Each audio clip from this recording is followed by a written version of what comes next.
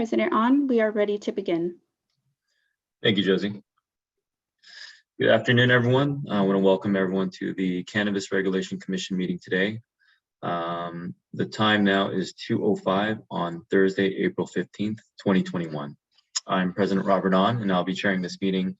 Today, I'm joined by my colleagues, Vice President Mason, Commissioners Naro and Villa. DCR's Executive Director, Kat Packer, has also joined this meeting, along with the other members of her department and the City Attorney's Office. I'm going to go over some preliminary points before we start today's meeting. Due to the COVID-19 pandemic, this meeting is being conducted virtually via Zoom and is being live streamed on DCR's website. You may watch this meeting by visiting cannabis.lacity.org and clicking the About menu item at the top. Then by clicking the Commission Meetings link, you can then scroll down to the bottom of the Commission Meetings page to find the live stream. Folks can then listen to this meeting by calling council phone at 213-621-2489 or 818-904-9450 and selecting the number for this meeting. Members of the public who want to offer public comment can call one of the toll-free numbers as follows: 877-853-5257 or 888-475-4499 and enter meeting ID 860-838-7310. These numbers can also be found on the agenda item, on the agenda for this meeting. Agendas for today's meetings can be found on the department's website at cannabis.lacity.org and navigating the commission page under the About menu.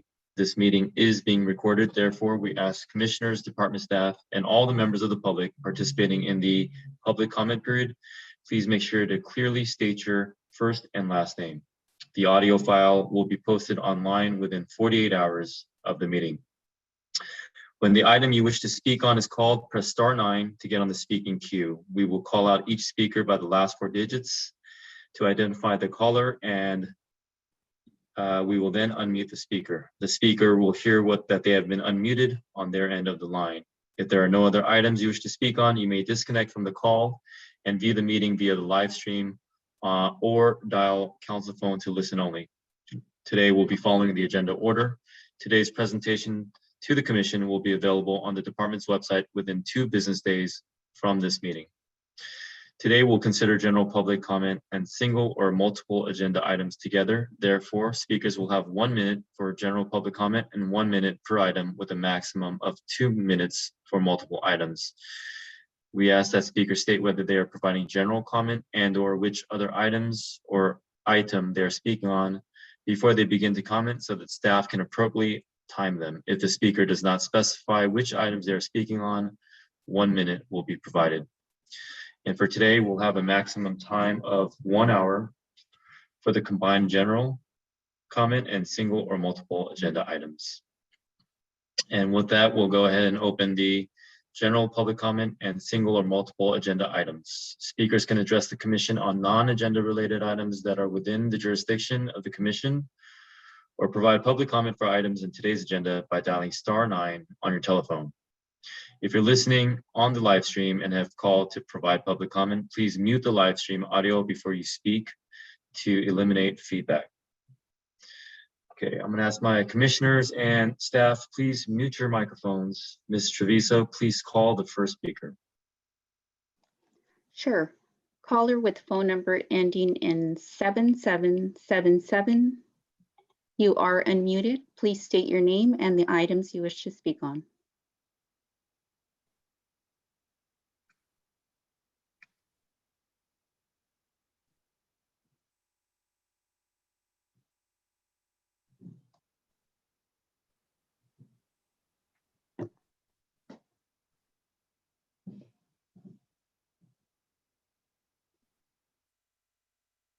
Caller with phone number ending in 7777. You are unmuted. Please state your name and the items you wish to speak on.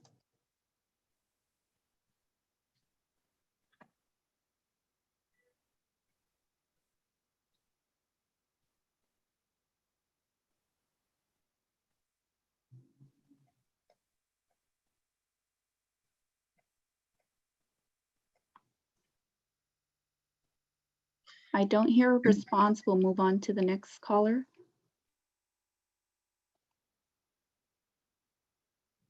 Caller with phone number ending in 4692, you are unmuted. Please state your name and the items you wish to speak on.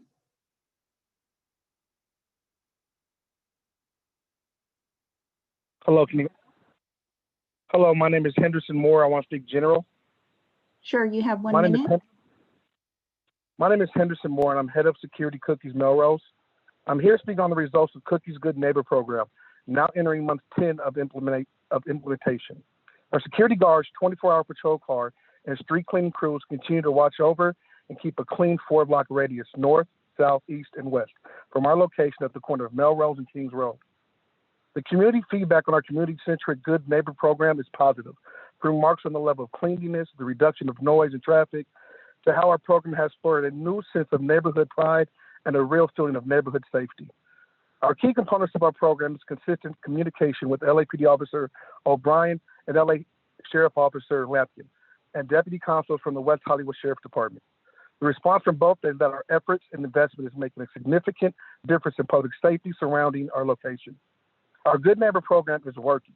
We invite you to come see firsthand the positive change, look, and feel that the Cookies focus on the surrounding community is making. Thank you. Thank you.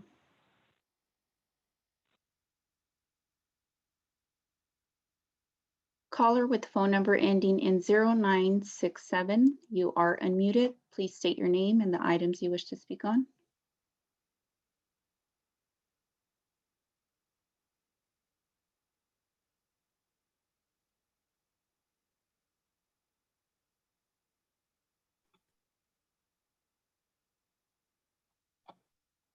Let's go to the next caller.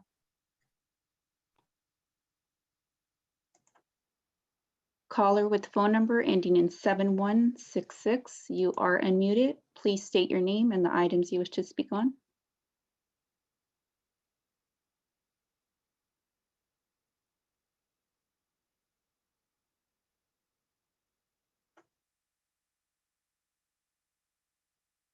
Hello, can you hear me?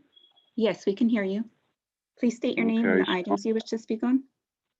My name is Mtume, and I'm speaking on multiple agenda items, I guess.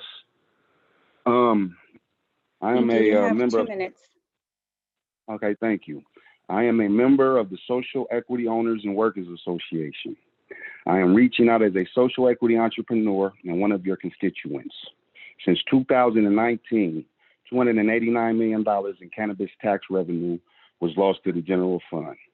Since 2019, $12.6 million has been allocated to the DCR for social equity fee deferrals, business assistance, and capital. To date, only $250,000 has been issued to social equity applicants. With further time-sensitive and hefty application fees totaling over $30,000, we are in dire need of fee deferrals. While the DCR is sitting on a surplus of funds, we are facing financial hardships due to the longstanding issues and delays. We are demanding, pursuant to Los Angeles Municipal Code Section 104.20, that the DCR immediately opens up the application registry for the social equity fee deferral program. Also, on a personal note, and hopefully I'm speaking for a whole bunch of other social equity participants, I believe that every verified social equity participant of African American descent or descendants of slaves and every Latin Mexican American that has already been verified as a social equity participant, I think we all should be provided $2.5 million capital to get going. And I believe that we all should be issued our licenses, our retail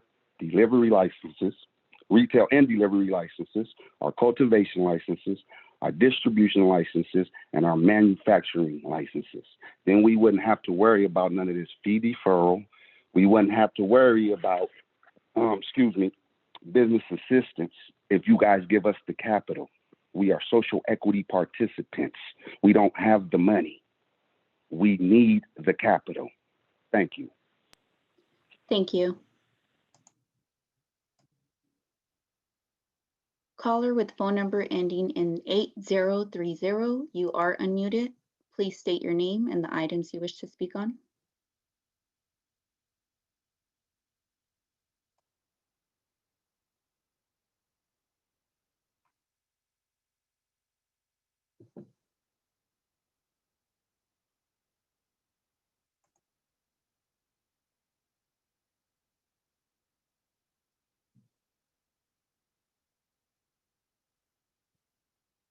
Caller with phone number ending in 8030, you are unmuted.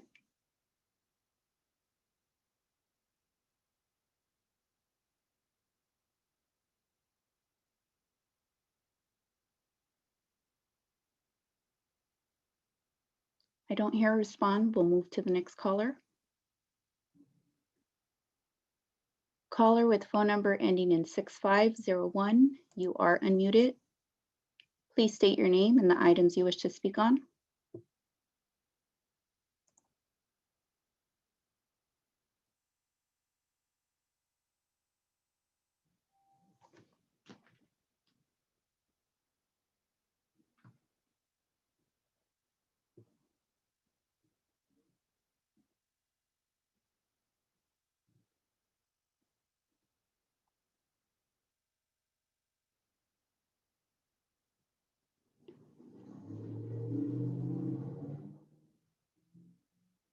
Caller with phone number ending in 6501, you are unmuted.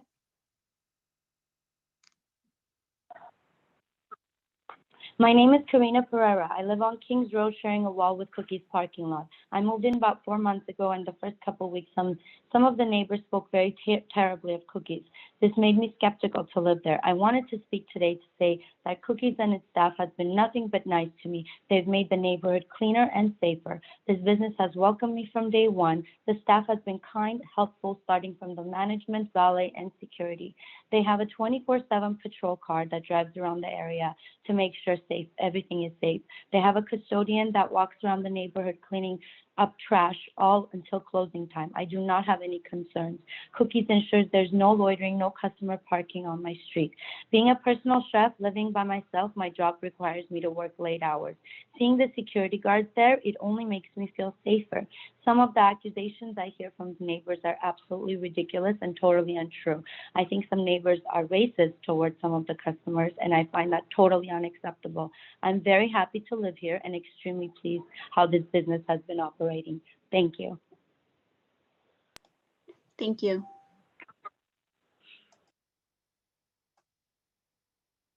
Caller with phone number ending in 7777, you are unmuted. Please state your name and the items you wish to speak on. Hi, my name is Jerry Agazarian. I wanted to speak on behalf of Cookies Dispensary. What items are you speaking on? On behalf of Cookies Dispensary. Sure, go ahead. You have 1 minute. So I'm a local small business owner located on La Cienega Boulevard. My store's name is called Stokes. We've been in business for the past 9 years. Since Cookies came around to the neighborhood, they've been nothing but helpful to the local businesses. Honestly, in the past year, 2 years, my store has been struggling with the economy and the way rent prices are increasing. But ever since Cookies came around, they've been sending us customers. They've been cooperating with us. Ownership reaches out if there's any problems in the neighborhood. Their securities are actually very. I'm grateful to the securities too because they patrol all the way by our streets. It's honestly been a great having them in the neighborhood, and I appreciate everything that they do. That's it. Thank you. Caller with phone number ending in 0967, you are unmuted. Please state your name and the items you wish to speak on.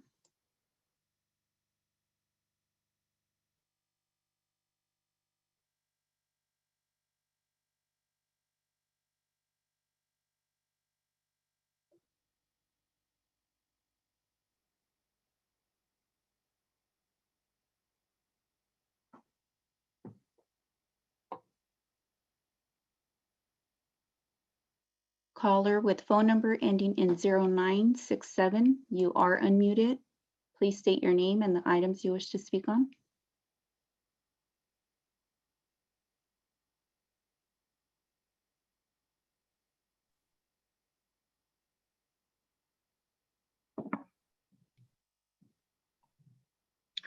Excuse me, Josie, Yes? the mute icon is still on. Can we, because we have, Yes, I've asked, so there's a button where I can ask to unmute. So, Yeah. and I've hit it a couple times. okay. So I'm not sure what's going on the other end.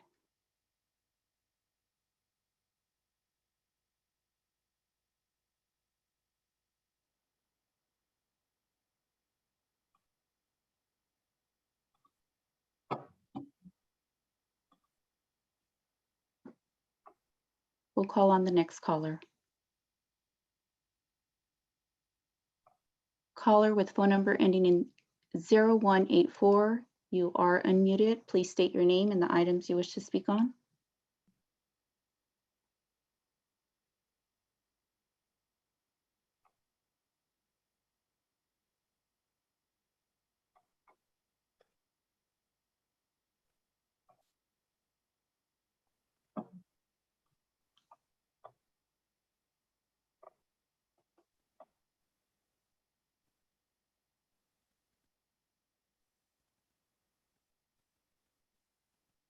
Caller with phone number ending in 0184.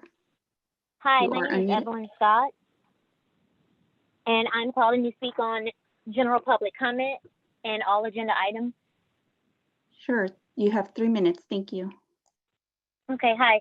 I'm calling today because the social equity applicants are in desperate need of fee deferrals and expedited processing.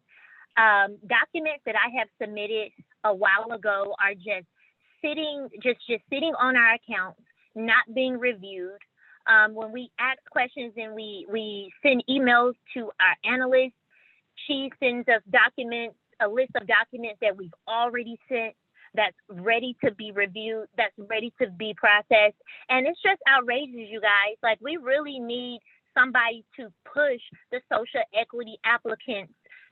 The applications need to be pushed. They need to be prioritized. I'm so frustrated. I'm aggravated. I'm tired of coming on here sounding like an angry Black woman because I'm going over the same thing over and over again and nothing is changing. Like, you guys have to do something. Social equity applicants just can't hold property. And then the little money that you guys are giving us, that's pecan, or even not even giving us, but even just presenting to us. Like, it's bull, you guys. And it's saddening and it's frustrating from a business owner. We are business owners. We're just not people out here that have money to waste.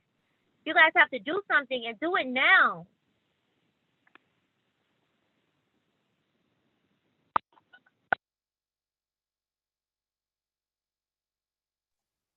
Thank you.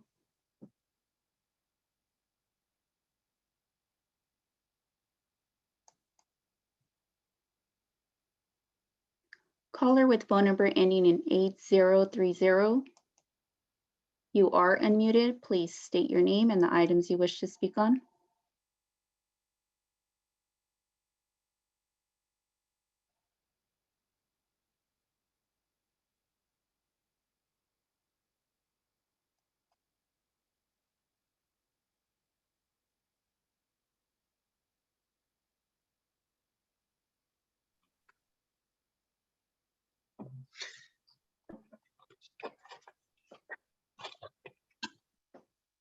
Caller with phone number ending in 8030. You may unmute yourself.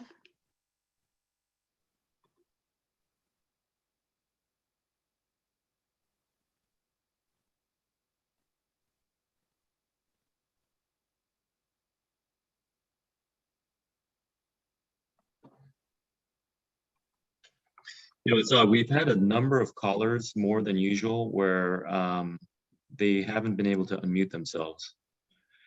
So I'm concerned, is this a technical issue? I'm not sure. I don't know what they hear on their end. but it should be a message that they can dial number to unmute themselves. So they press a number and it unmutes on their end, right? Yes.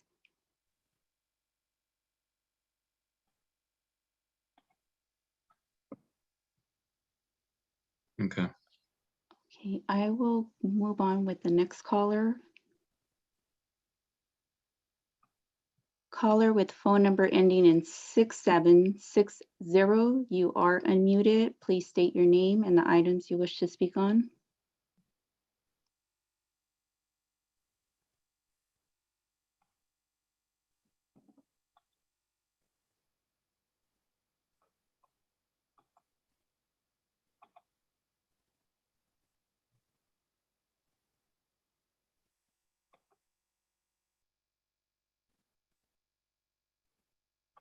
There we go.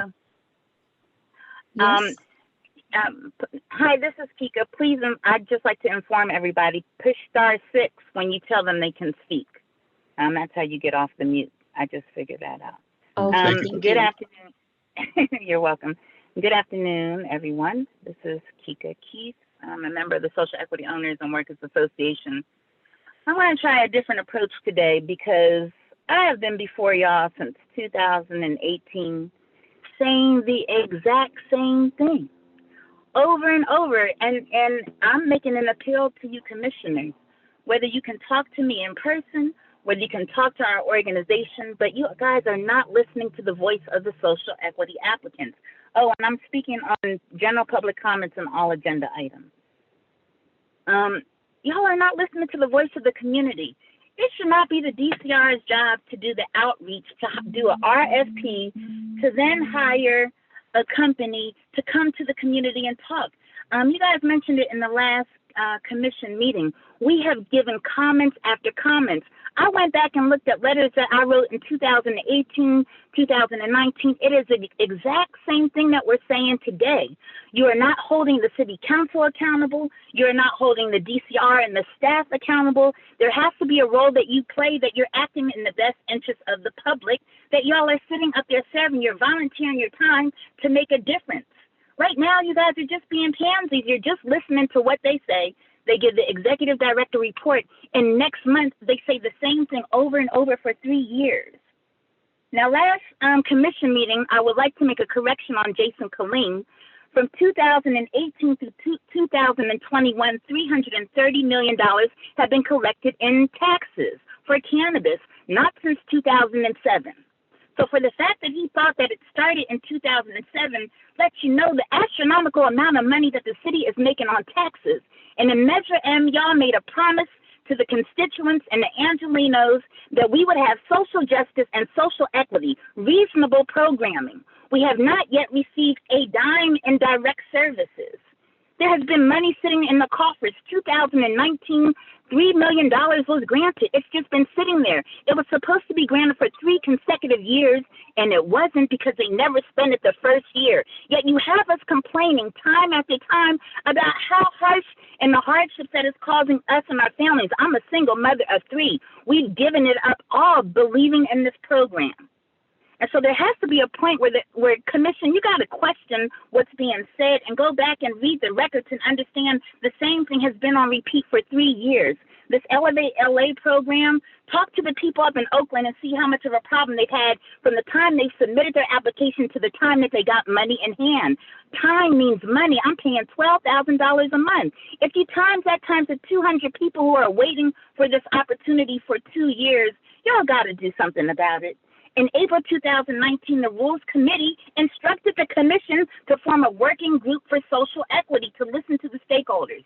That's y'all's responsibility, not the DCR to hire a third-party media company to come talk to us. We've been talking to y'all on public comment, and you're not responding to the comments that are made, and it is your civic duty. So I'm making a humble request, Commissioners. As I've done, and you know I've had year after year, please do something about it. Please make a recommendation to the Planning and Use Committee to start this commission and hear our concerns so that they can be properly addressed, because up until this date, they are not. Thank you very much. Thank you.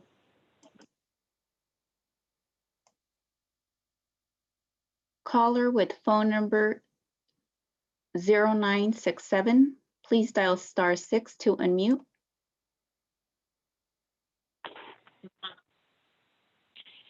Good afternoon. My name's Adam Levine, and I'll be speaking on all topics. Sure, you have 3 What minutes. Thank you. What obstacle yesterday kept you from your vision? Make it your stepping stone today. Clint Mello. The DCR is a very challenging assignment of processing, license, and regulating cannabis operators in the city of LA. They do this with a limited budget. The result is many operators, including social applicants, wait up to 6 months or longer to receive a permission to operate, and then they have to go through the same nonsense with CDPH and BCC. Last Friday, I spoke with the mayor's office about the DCR's challenges. We discussed the DCR lack of resources, establishing a more efficient processing platform, why it makes sense to offer expedited services, even though the DCR is way behind on processing applications, processing simple requests in weeks and not months, and what could be done to fix the problem. The DCR has the ability to offer and charge for expedited services. It's on the website. It makes sense to everybody because although it seems unfair to offer preferential treatment for the people that can afford it, the numbers make sense to everybody. And let me take an example. If the DCR has 8 people processing applications, certain aspects of the process are simply verifying that the documents are in the package and properly formatted and executed. The DCR added 4 junior processor agents. It would cost them about $120,000 a year, all in. The people responsible to review the floor plans, site plans, etc., have to have some experience working for LADBS or the assessor's office. Let's say you hired 4 of those. That's 4 more employees. It costs the city another $180,000 a year.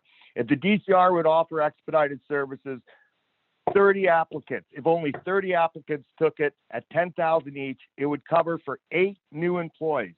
If those 8 new employees spent 2 weeks processing expedited applications, they would have 48 more weeks processing normal applications. The benefits would be enormous and everybody would materially benefit. It's not my opinion, it's a fact. The benefit to the DCR includes providing a higher level of service to the community it services, less applicants, especially social equity applicants, to prevent them from losing money and facing eviction or worse. It would improve the morale of its employees and create more tax revenue for the cash-strapped city to fight COVID, offer lower income housing, and so much more. Fluids, my company, is trying to get a simple business relocation approval for a distribution premises, which is 30 feet away, to help us with our growth and improve our ability to manage COVID. This should take the DCR hours to process, subject to inspections. LADBS takes 24 hours to set up an inspection. The DCR should be able to do it just as quickly. Get up, get out, get it done. Jeanette Coran. The state of California, many qualified business Thank you. people Your have time is up. Thank you.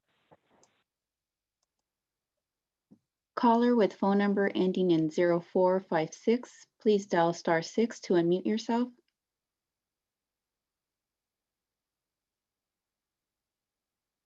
Yes, my name is Alexis Bronson, and I would like to speak on all general items. Sure, you have 3 minutes. Okay, yes, I would like to request that a staff member address today during their presentation a scenario where another applicant submits a dispensary application for a location premises already registered to me in the absence of me requesting a relocation modification. Is this duplicate application rejected, or is it put in a queue? And also, too, there was a caller last week who did request a relocation, and once approved, his application went to the back of the line.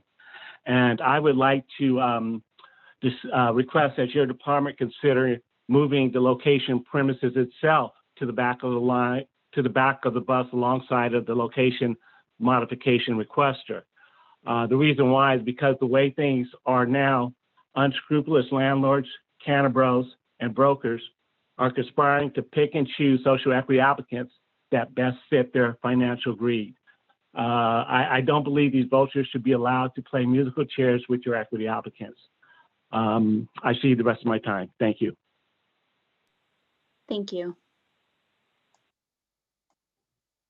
Caller with phone number ending in 8030, please dial *6 to unmute yourself and state your name and the items you wish to speak on. Yes, my name is Hansel Urbina. I like to speak on all topics.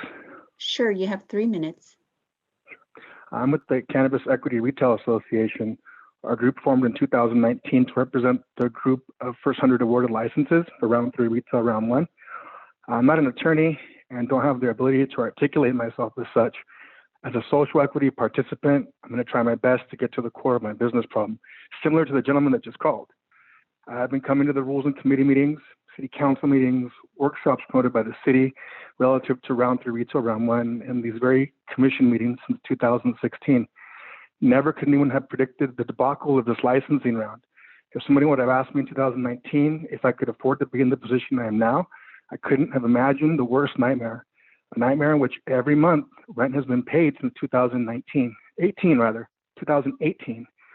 A nightmare where predatory landlords vultured on the city's delay after delay. A nightmare where predatory investors exist. A nightmare where the city council and DCR, so you can relocate, make forms available on September of 2020, only to have further delays in reviewing business premises relocations. A nightmare where the DCR does not identify on the licensing map where the next round of 100 licenses will be located. A nightmare where things are so vaguely worded in the ordinance that relocations are permitted, but only if you're able to hold onto your lease since 2019. A nightmare where you lose your awarded area if you have to relocate, even if the BRTC was paid in 2019. A nightmare when number 78 loses out to number 178 from the list the DCR released in December of 2020. A nightmare where you have to start in the back of the line if you were a victim of a predatory landlord or if you lost site control. A nightmare where you only have 2 minutes to speak and be heard and there are no appeals per the ordinance. Why do I lose my area? Because I had to relocate due to years of DCR delays. I sent an email to the DCR, which they still haven't responded, as to why I lose my area or place in line if we have to relocate when it's not stated in the ordinance. I agree the commission needs to hold the city council and DCR accountable. We're changing the rules as we go off of very vaguely worded ordinance. It's beyond criminal. No puedo respirar. I can't breathe. I'm being honest. Thank you. Thank you. Caller with phone number ending in 4334, please dial *6 to unmute yourselves and state your name and the items you wish to speak on.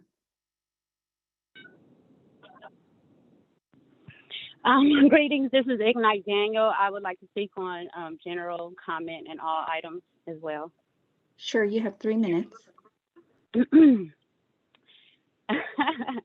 I mean, where do we even start? It is amazing. It is effing amazing that how fast you guys processed the pre-ICLs back in January 2018, at which time social equity was supposed to come in at 2 for 1 at almost concurrently at the same time. However, no, did that happen? Not at all. Here we are going on year 4, still begging you guys to take care of the small people, the people who have been railroaded over and over and over and over and over again. And because we're on the phone and you guys don't have to be in our face, you don't have to be, there's even less accountability that you have for even looking at us because you can do it from behind your computer screens now. Phase 2 was rapidly processed when it was supposed to be for social equity as well. However, we all know that most pre-ICOs took advantage of that and got in where they fit in and are thriving right now because of it. And since 2018, we are in 2001, comment after fucking comment, we are begging for acknowledgement. We got forced to protest. We're still begging for you guys to see us. We got forced to do a lawsuit, and here we are still begging for the small people who are still sitting in jail for for this. White people, and let's be honest, white men are making money and black men are sitting in jail, because when it comes to the balance of it all, at the top of the food chain are the white men, and at the bottom are the black men who are still sitting in jail, still have records, and our counterparts, our brothers and sisters from the brown community, who are still going through this day after day, begging for you guys to give us what is owed to us, begging for tax money off of our backs, our sweat equity, all of that. Equity means to give an equal playing field. Clearly, this is not an equal playing field. Obviously, you guys have not read the ordinance. Obviously, you guys are not keeping up with nothing. They come and repeat the same shit over and over and over again in their report. We have documents. We have it recorded. We gave you a recording of foul play, and it took 7 months for an audit to come in, and we already knew what was going to be found, and you came in, oh, sorry, this, that, and the other, to still jerk us around. All of you guys are doing it on purpose. All of you are held accountable, and the higher power, when it comes down to it,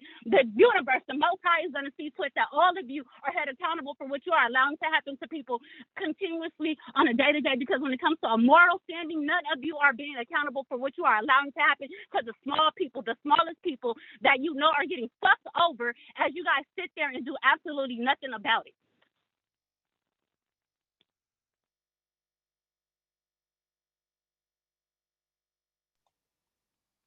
I yield my remaining time.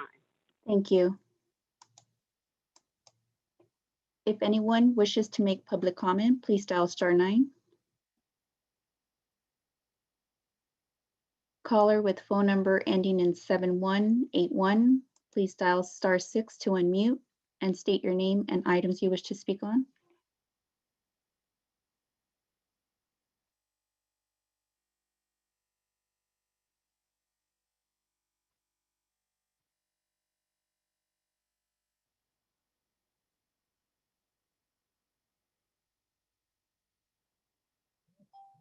Caller with phone number ending in 7181, please dial *6 to unmute.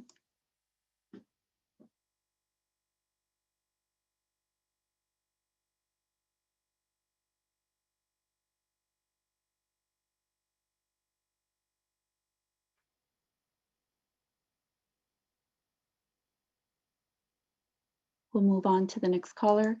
Caller with phone number ending in 4478, please dial *6 to unmute.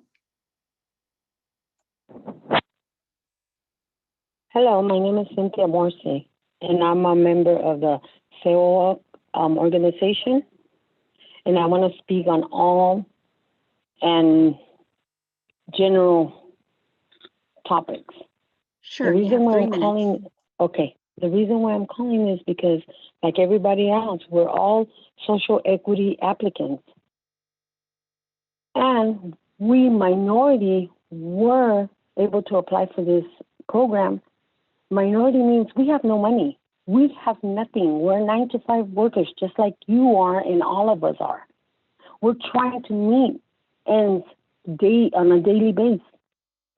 But what's going on? We're doing everything that the DCR has told us, step by step.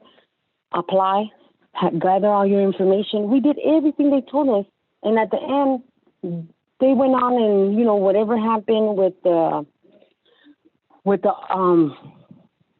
100 that were issued the license, some of us were left behind. We were still struggling to keep our lease. I have a lease since 2018, trying to hold it just to see if I get in. I'm underwater. I'm almost $200,000 underwater. I have 2 jobs. I'm a single parent. And still the DCR over and over says, oh, well, we're trying to work on something. We're trying to work on something. The pandemic just passed. All these billions of dollars, they got on it quick. The state, the city, whoever had to do it. Why doesn't the DCR work as fast as them? They are getting paid. Everyone, I work for the county now. And if anything has to change, believe me, everybody jumps and does a change. Because people are hurting. People are hurting day by day. We are living in a world that needs to be changed. Even with this program, was offered to us minority. This program was made for minority people. Minority means no money. We need a change. We want to do better. That's why we applied and we put our savings into this. Believe me, our savings are in this and we need help. We need that money, those millions that were given to the city to be issued. Not yesterday, not tomorrow, yesterday and now. Because that money is all of our money that is in this program. It doesn't belong to the city, it belongs to us, the social equity applicants. I'm done. Thank you. If anyone wishes to make public comment, please dial *9.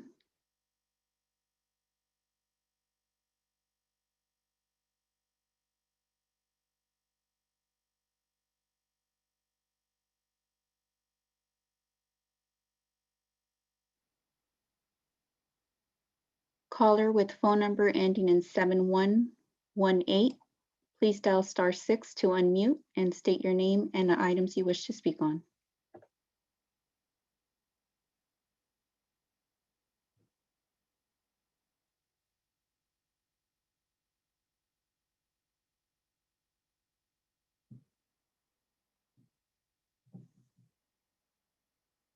Caller with phone number ending in 7118, dial *6 to unmute.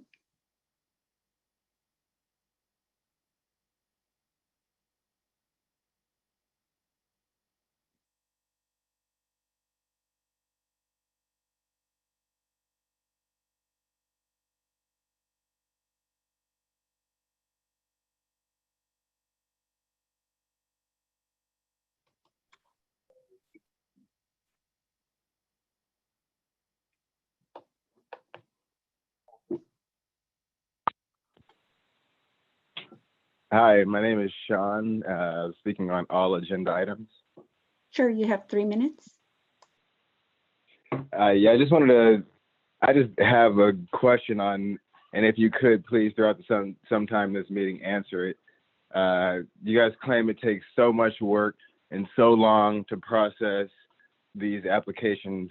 I'd just like to see proof, a video. Show me how long it takes to go through this, how much time, because in the beginning, you guys showed us how long it takes to go through an application to apply. It takes 1 minute.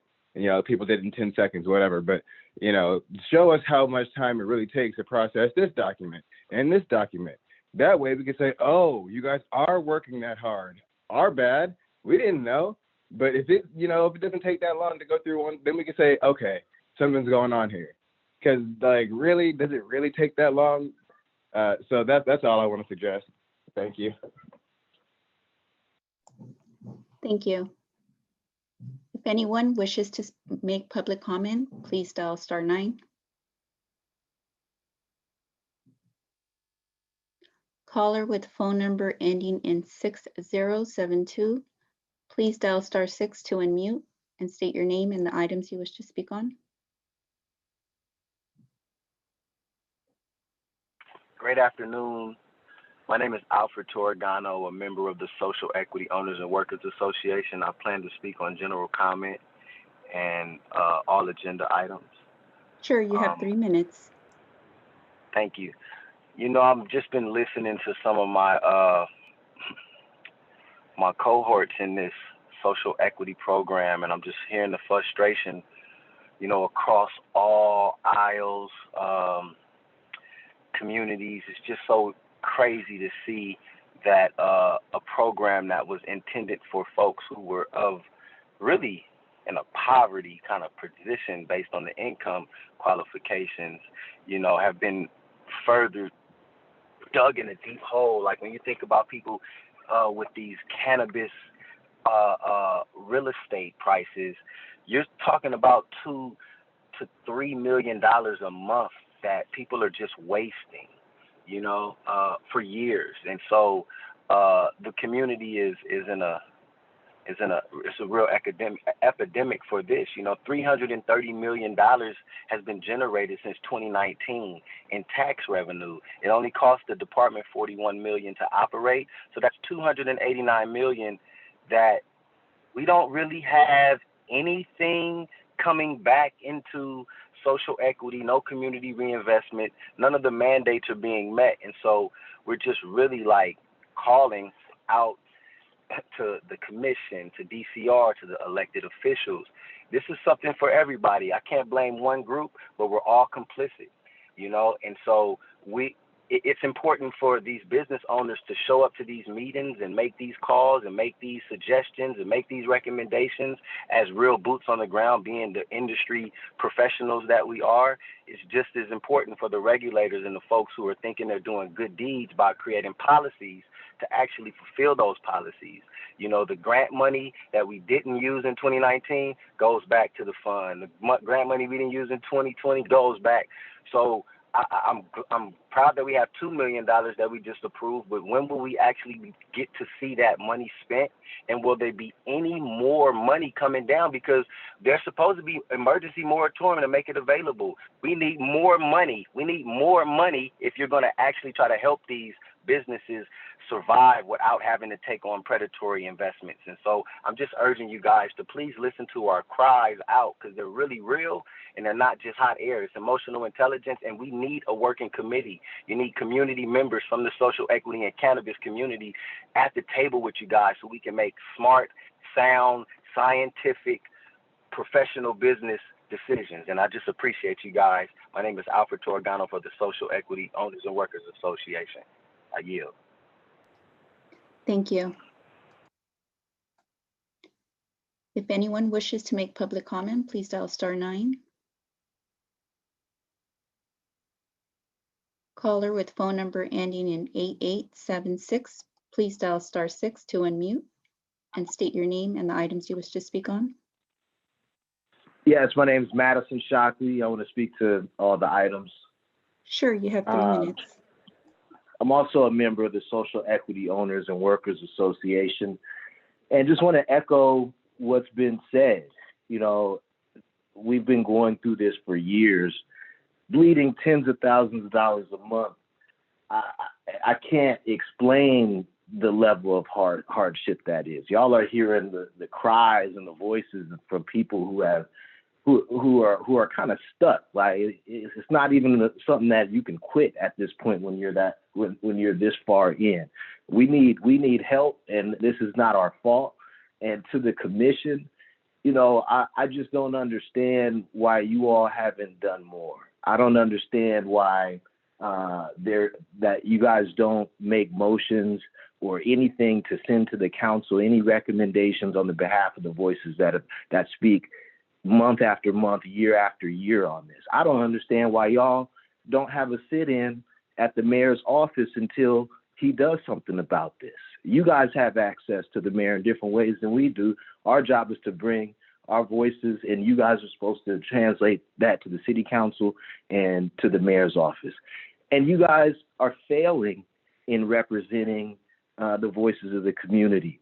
And I just don't understand it. I don't know why I haven't seen public statements from you all about what's going on here and making more noise. If what you've done so far hasn't worked, then you got to do something different, and you're not doing enough. You haven't turned it up enough, and y'all got to do something, or you got to leave and let somebody else do it. I yield. Thank you. If anyone wishes to make public comment, please dial *9.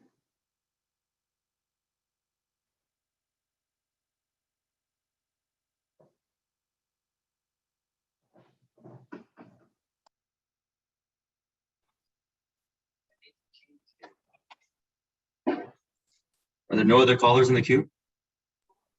I don't see anyone. Just give it one more minute. Sure. If anyone wishes to make public comment, please dial *9.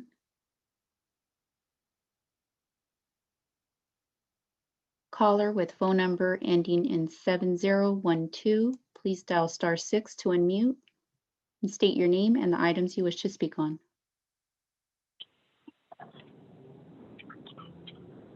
My name is Zarian Hadley. I wish to speak on the same topic that everybody else is on. Sure, you have 3 minutes.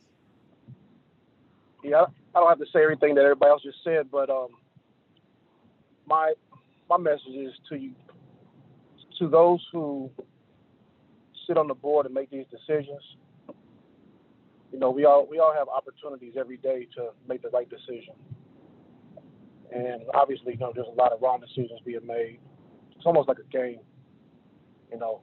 But at the end of the day, you know, you think about your legacy, you think about your namesake, think about your mother, your father, and you think about your children and the people that come after you. I'm talking to the people who are pivotal in making this choice. And the question that I want you to ask yourself is, what side of history will you be on? You know, were you on the side of history that helped a large percentage of Black and brown people who are basically fodder to the prison industry complex for hundreds, you know, at least 50 years, you know, and this is supposed to be a program that's supposed to reverse the curse. But it's almost like, you know, we'll just throw you guys a couple of little birds, a couple of crumbs in words, and really don't produce nothing. You know what I'm saying? So, you know, it's almost, I wish I could hear you guys explain and have an answer for what our contention is, but it seems like you just listen to it and it's over and over, and it's this repeated cycle of just like almost like it's falling on deaf ears. But you know, if you're helping create a situation, a solution, or are you creating a problem? And that's my question to you guys. You know, are you part of the problem or are you part of the solution? When you go to bed at night, ask yourself, was I part of the problem or was I part of the solution? So your voice can make a difference. What side of history do you want to be on? This is for those who are allowing this to happen continuously to happen. This is my message to you guys, my call to action to you, to do something about it. Beyond just, you know, hearing our complaints, which almost seems to be like a joke at this point. But what side of history do you want to be on? That's all I got to say.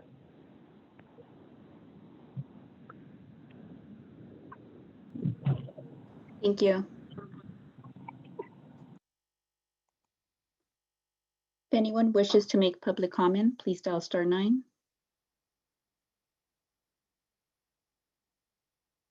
Caller with phone number ending in 8187, please dial *6 to unmute and state your name and the items you wish to speak on. Yes, my name is Darwin Butler, and I'm a verified social equity applicant since the beginning of the inception of this program. Can you all hear me? Yes, we can hear you. Okay. Now, I've been doing my math, and you know, like I've been hearing a lot of people say over these few years, nothing has happened, and you know, I ain't gave up.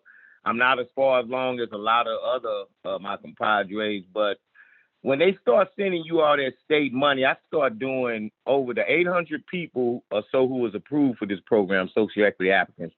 I divided that money should go divided per applicant to help them with their whatever plight they involved in. So the initial money, well, I guess it was $3 million. I don't know what exactly right now because all this caught me off guard today. But I know it came down to maybe about between $6,000 and $10,000 a piece. That could be money that I could use to solve the main problem that I'm having, and that's finding a place that will rent to cannabis. Okay, you all said in the beginning of this process that you all would help us. We were supposed to get 3 years with a tier 3. We were supposed to get 3 years of rental assistance because you all knew that this was going to be a problem for us social equity applicants, people renting to us. Unless you own property, which would have disqualified us from the program because we'd have been making too much to initially get into the program. So you all knew this. So it seemed like the red tape has been put in their way so that the rich people can continue getting their money like they've been getting. All this needs to stop. You all need to take each individual applicant, sit them down with an analyst, find out where they are in the process, because before anybody else needs to get any type of license or anything, y'all should get us in business first. They was raiding my house. These are all the things that qualified me for the program. They was taking my merchandise. They was taking my money. I had to bond out tens of thousands of dollars, and now I get the program. So like the one girl said, I thought it was a godsend. I said, oh God, the weed gods, and finally understood, and now we going to be able to get some retribution for all that was taken from us. We having problems finding people. Y'all should help us find people that's gonna rent to landlords. That should be one of you all's responsibility. You all should be able to find landlords that's gonna rent the cannabis. That's you all job. Every time I call, you keep saying it ain't your job. But the initial out, when you roll the program out, we were supposed to have 2 or 3 people who would mentor us and help us get into this business. I'm not going to waste the thousands of dollars that these people I'm hearing saying they've been paying all this. I don't have it to waste. This is why I qualified for the program, because I didn't have it because they took it. LAPD took all my wealth. The justice system took all my wealth. So I don't have it. I don't own the property to be, and then on top of that, I'm disabled from a police brutality situation. They jumped on me doing one of the raids, broke 2 of my ribs. This is crazy. You all need to put together a program where y'all gonna individually sign us to an analyst. See, I get out of the problem and get into the solution. Assign each and every verified social Thank equity you. Your time is applicant. up. All right, Josie, we've got we've now hit the 1 hour mark.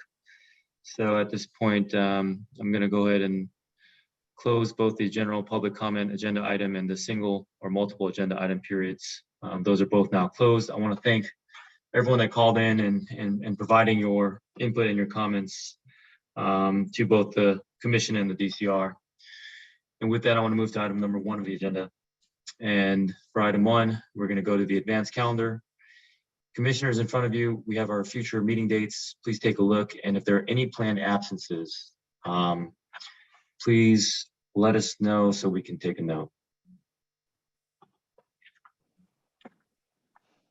I have none. Okay, anyone else?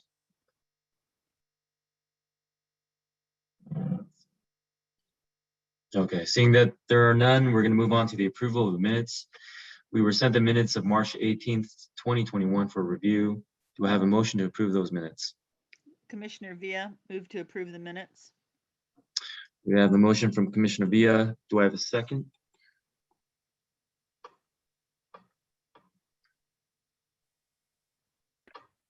Vice President Mason seconds. Thank you. We've got a second. Mr. Vizo, please call the roll. Sure. Commissioner Villa, how do you vote? Aye. Vice President Mason, how do you vote? Aye. Commissioner Naro, how do you vote?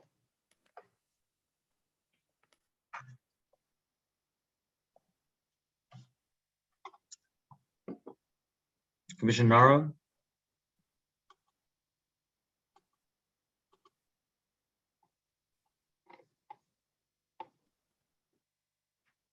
Commissioner Naro? Is he on mute?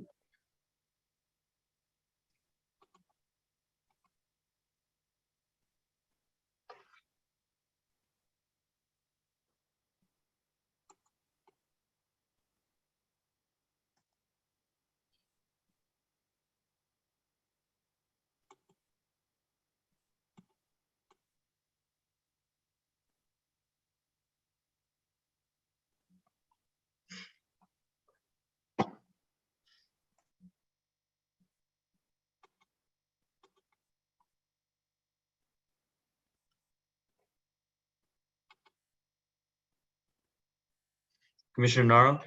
Oh, yes. Hi. I was trying to unmute. Okay. Yes, how do you vote? Aye. Thank you. President On, how do you vote? Aye. Thank you. The vote is 4-0 and the motion passes. Thank you. Okay, so let's move on to item number 2. Item number 2 is the staff and the executive director's report. We heard a lot of comment today, as we always do. To the extent we can incorporate some of those responses into your report, I think that'd be greatly appreciated by both the commission as well as the folks listening in. With that, Ms. Packer, would you like to proceed? Yes, thank you, President On. And good afternoon, commissioners, and good afternoon to members of the public who are calling in and joining us today. I hope everyone is safe and well. I'm going to keep my remarks short because we have a packed executive director's report where Some of the vendors who are helping us to administer programming are going to be speaking as well. I'm going to try and reserve most of my comments for the end of the executive director's report. But I do want to thank all of the stakeholders who have called in and participated in public comment. During today's presentation, we're going to be talking about the launch of a number of different programs that we believe are directly responsive to the feedback and input that we've received from community members thus far. We recognize that there is a lot that we have to do and a lot that we want to do. We believe that these programs are going to put us in a better place to both advise cannabis policy in the city of Los Angeles and to administer cannabis policy in the city of Los Angeles. As folks have acknowledged, we've had relatively little staffing resources to do the type of community engagement and outreach that we know is necessary for our programs to be successful. So I would hope, encourage, and will continue to promote and ask the folks who called in earlier today and folks who have participated in public comment previously to leverage the programming that we're going to be launching soon to share that feedback with us. I've recognized over the course of the last several years that sometimes in order to move these policy recommendations and programs forward, it's best to start with an analysis. We want to make sure that we have that analysis that directly has folks' input. So you'll be learning more about programming that seeks to get more information from the very people who called and our stakeholders about our licensing program, about our social equity program. As I've said, we've received a lot of recommendations over the course of the last several years, and we are asking our vendor to look back at those recommendations as well. But the reality is that we needed and need the additional capacity to more appropriately collect and analyze stakeholder input. So I will save my comment for later on in the presentation, but we can go ahead and go to the next slide. Thank you. So the remainder of today's report will cover the status of the city's cannabis licensing and social equity program, including a summary of activities since the last meeting of the Cannabis Regulation Commission and updates on general administration, communications update, which will include information about Spark, this new community engagement initiative that we're launching in partnership with MBI Media, and we're very excited about. We also have some updates related to policy, specifically a recent report from DCR regarding the acceptance of new social equity grant dollars, the expenditure plan for those various programs, and the report also included some recommendations for amendments to our municipal code. We'll also give a licensing update to share information about upcoming deadlines and recent communications for applicants and licensees. We want to continue at these commission meetings just in case folks are joining us for the first time or may need a refresher to at least give an overview of the pre-application review process and the temporary approval process, as those are the processes that applicants need to go through before they receive authorization to operate. We'll give an update on phase 3 retail round 1 application processing, and then phase 3 delivery, distribution, non-volatile manufacturing application processing. Next slide, please. We'll also briefly talk about the testing lab license application process, the processing of public convenience or necessity requests. Dr. Brown, our social equity program director, will lead us in updates related to program statuses and resources.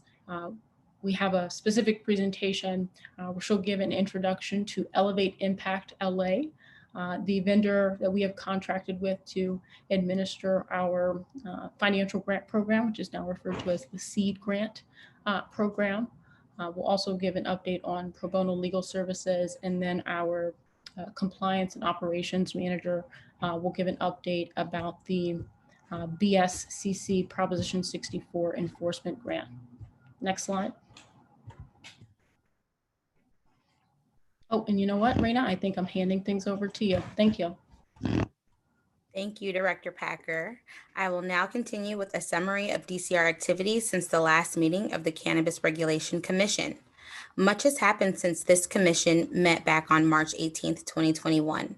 In addition to providing a summary of DCR's progress, DCR shared new information, including, but not limited to, application workflow and record statuses, upcoming deadlines for applicants and licensees, updated hours/days of operation for the virtual public counter, Phase 3 retail round 1 application processing, Phase 3 delivery, distribution, non-volatile manufacturing application processing of PCN requests, notice of local compliance underway, renewal fee deadline extension, anticipated timeline for implementation of social equity program eligibility verification for Phase 3 retail round 2, social equity program updates, business licensing and compliance assistance program updates, social seed grant program, pro bono legal services, and cannabis equity grant for local jurisdictions awards. Next slide.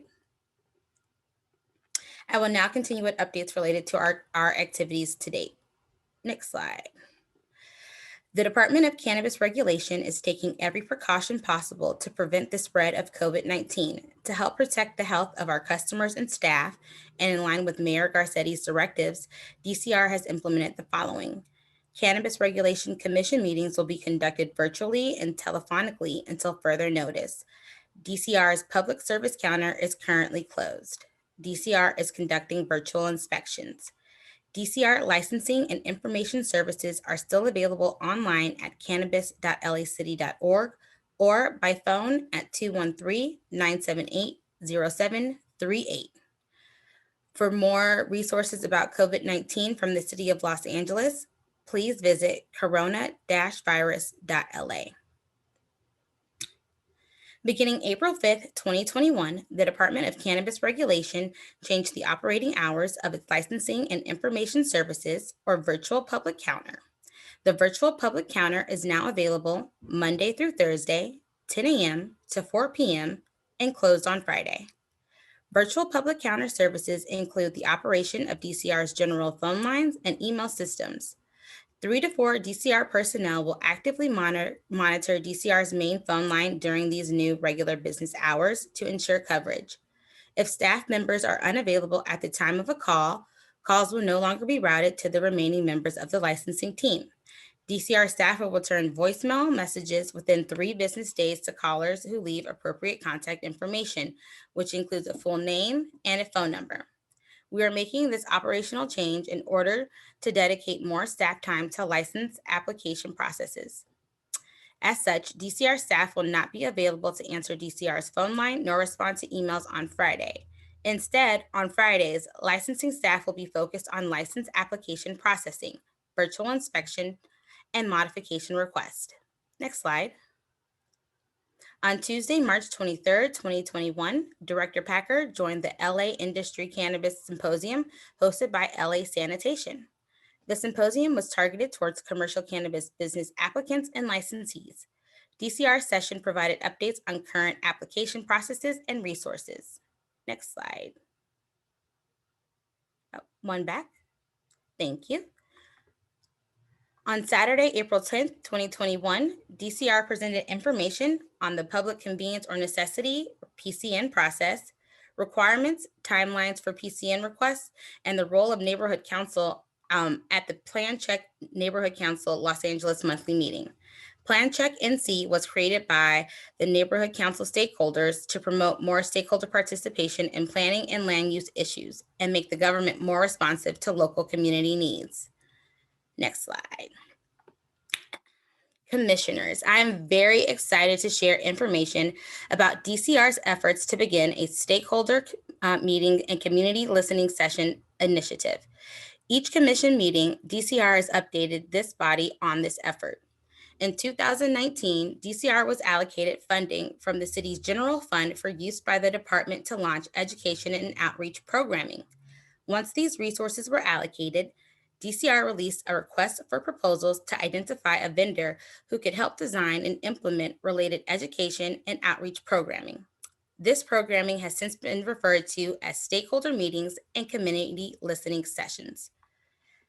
After completing the procurement and contracting process, which included reviewing a number of proposals, holding interviews, mock sessions, and doing reference checks, DCR selected MBI Media as the successful vendor.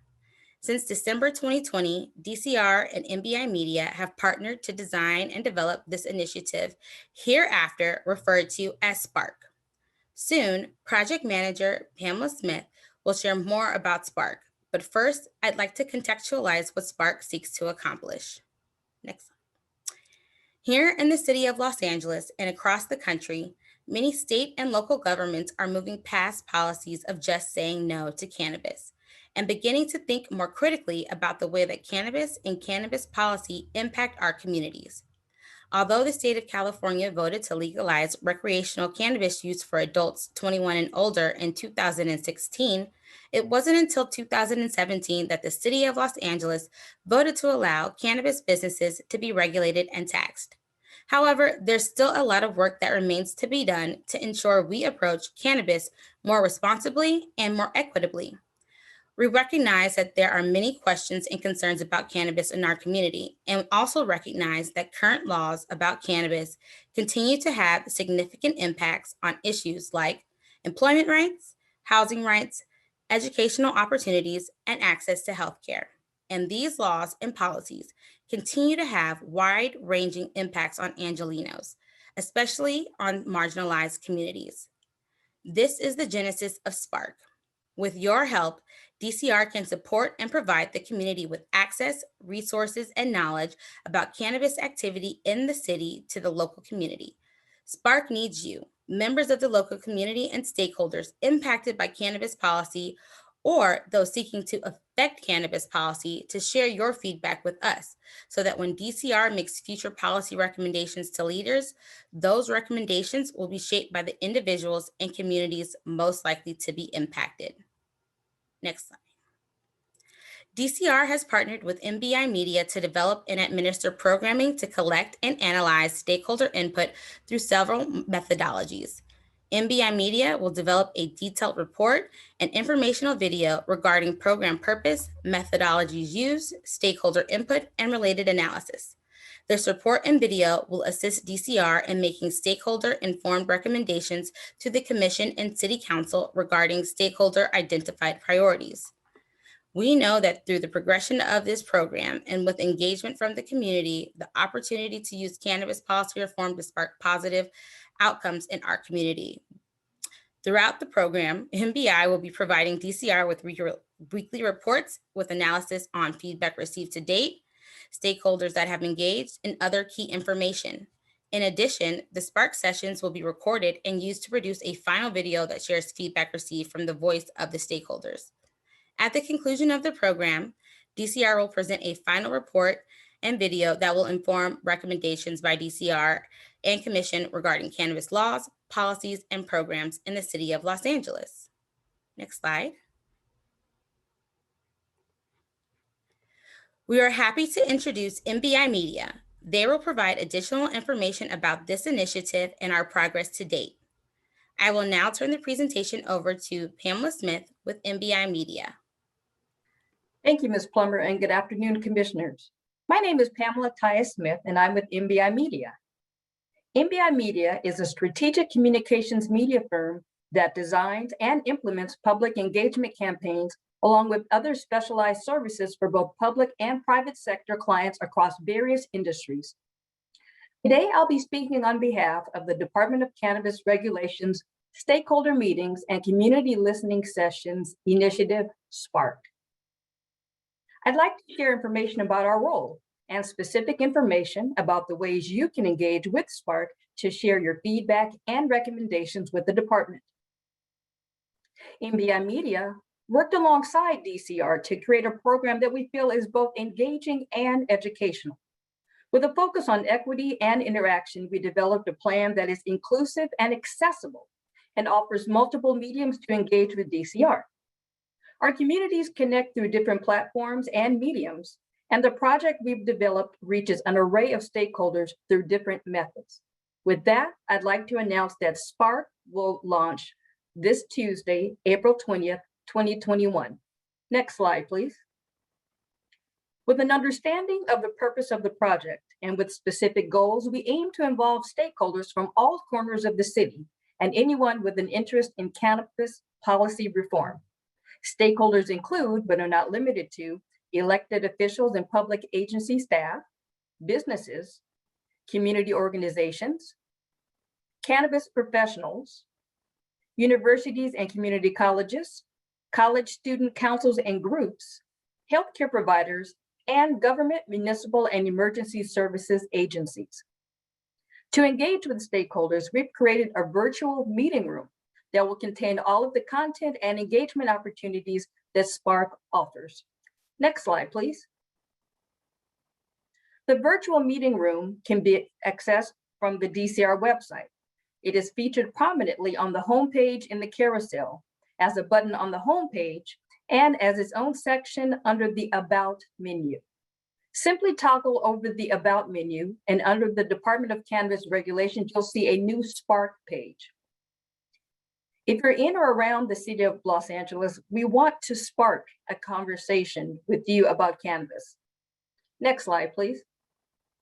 Now I'd like to walk you through all the Spark virtual meeting room. The actual virtual meeting room will be live on April 20th, 2021.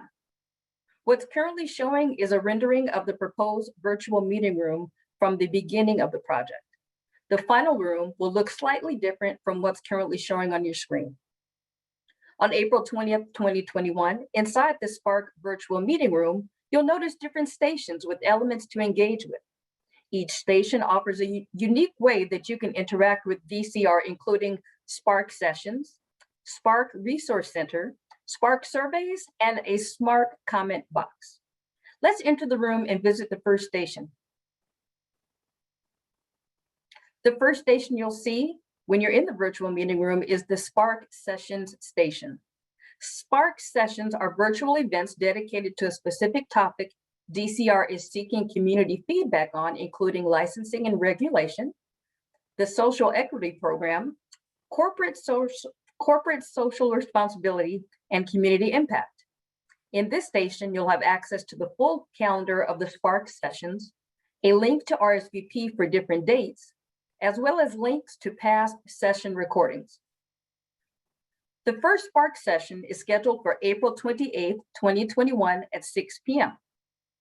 Beginning next Tuesday, April 20th, 2021, members of the community can access the RSVP inside of the virtual meeting room to sign up for up to 3 sessions.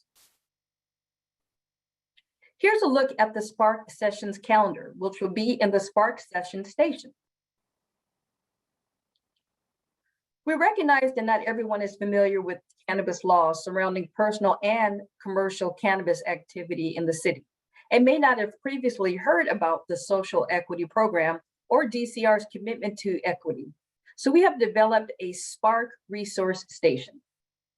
Station 2 and 3 in our virtual meeting room include sets of collateral that will serve as a resource for members of the community on everything cannabis.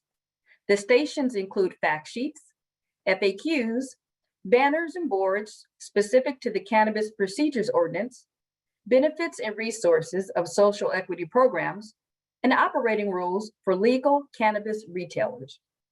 Utilize these stations in preparation or in reference to the Spark sessions or the Spark surveys. Here's a look at some of the additional assets that will be included in the Spark resource station.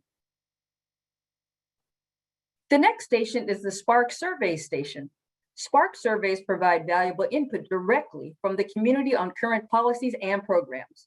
Submitting a survey gives us anonymous feedback that can be quantified and analyzed and used to develop strategic plans for the department, commercial cannabis activity in Los Angeles, and the growth and prosperity of the social equity program. Starting next Tuesday, April 20th, 2021, the virtual meeting room will include the first batch of surveys. The Spark survey station will have 2 surveys available for you to participate in. Click on the direct information stands for the different surveys. Currently, the first 2 surveys cover licensing, regulation, and the social equity program, and the second covers corporate social responsibility and community impact. The Spark surveys will be available through June 30th, 2021. You have a thought you want to share with DCR, a problem you think needs solving, or just a general comment you've had about cannabis activity in Los Angeles? The Spark comment box is for you. The Spark comment box will be active through June 30th, 2021, and allows community members to submit a tailored long-form comment up to 250 words to DCR. The community participation is critical for the development of an equitable social society, and we need your input. One thing I would like to note is that the Spark comment box is not a place to receive immediate feedback from DCR. To contact DCR directly, please visit the website at www.cannabis.lacity.org or during virtual office hours, Monday through Thursday, 10 a.m. to 4 p.m. Before I close, I'd like to spark a few reminders for you. The Spark virtual meeting room with access to all of the engagement opportunities we mentioned will be available starting again this Tuesday, April 20th, 2021. On April 20, the RSVP for the Spark session, the first of which will be held April 28th, 2021, will be available through the virtual meeting room. The first 2 Spark surveys and the Spark comment box will be open starting April 20th as well and remain open through June 30th, 2021. Stay up to date with Spark by signing up for the DCR email updates list available on the DCR website. I look forward to answering any questions you may have at the conclusion of this presentation. And now I'm excited to turn this presentation over to Ms. Plummer, and thank you for your time. Thank you, Ms. Smith, and the entire MBI Media team for their dedication and hard work to the launch of Spark. I encourage members of the community to use this virtual meeting room to spark a conversation about cannabis in the city. This is a great way for those who are new to cannabis policy to learn about DCR, cannabis laws and activity, and the social equity program in the city. Attend one of the Spark sessions to spark feedback on cannabis policy and social equity. Take a Spark survey to help us cultivate recommendations to deliver and distribute better services and programs to the cannabis community, and more specifically, the social equity community in the city. Next slide. Along with the Spark engagement opportunities presented above, the department will be hosting other events that our applicants, licensees, and stakeholders can attend throughout the next month. These events include, as mentioned, on Wednesday, April 28th, there will be the first Spark session from 6 to 7 p.m. On Tuesday, May 4th, 2021, there will be a social equity program webinar from 6 to 8 p.m. On Saturday, May 8th, 2021, there will be a Spark session dedicated to the social equity program from 10 to 11 a.m. On Wednesday, May 12th, there will be a Spark session focused on licensing and regulation from 6 to 7 p.m. And on Saturday, May 15th, there will be a Spark session based around community impact from 10 to 11 a.m. Please sign up for the DCR email list to receive updates on these and future events. Next slide. On April 14th, 2021, Council voted to approve a report submitted by DCR allowing for the acceptance of $2,300,997.42 in grant funding awarded through the 2020-2021 Cannabis Equity Grants Program for local jurisdictions. The report also allowed DCR to establish the rules and regulations necessary to implement the Social Equity Entrepreneur Development Grant Program, or SEED grant program, and the Fee Deferral and Waiver Program. Also included in the report was a recommendation from DCR to amend the Cannabis Procedures Ordinance to provide a further deadline extension to licensees seeking to make a late 2019, 2020, and/or 2021 application or fee payment until July 31st, 2021. The city attorney is currently drafting the necessary ordinance amendments. I will now turn the presentation over to Jason Killeen, Assistant Executive Director, who will provide an update on DCR's licensing program and related activities. Thank you, Ms. Plummer. Good afternoon, commissioners. Today I will be presenting several licensing updates. Next slide, please. DCR's virtual public counter is open Monday through Thursday from 10 a.m. to 4 p.m. and we're closed on Fridays. Next slide, please. At this time, DCR is only processing late renewal applications on an expedited basis. DCR may offer other services on an expedited basis after vacant positions are filled later this year. DCR provides services after records are filed. Filing requires that the record is successfully submitted and all applicable fees are paid. Unless an eligibility determination is required by law prior to invoicing, DCR does not provide feedback and/or review a record until it is deemed filed. The anticipated duration of time needed to review and process applications is based on the date the request was filed. Fees are associated with a single record or request for service. If an applicant submits 5 modification requests and pays for 1 modification fee, only one of those modifications are deemed filed, and DCR will only process one of the modifications. Next slide, please.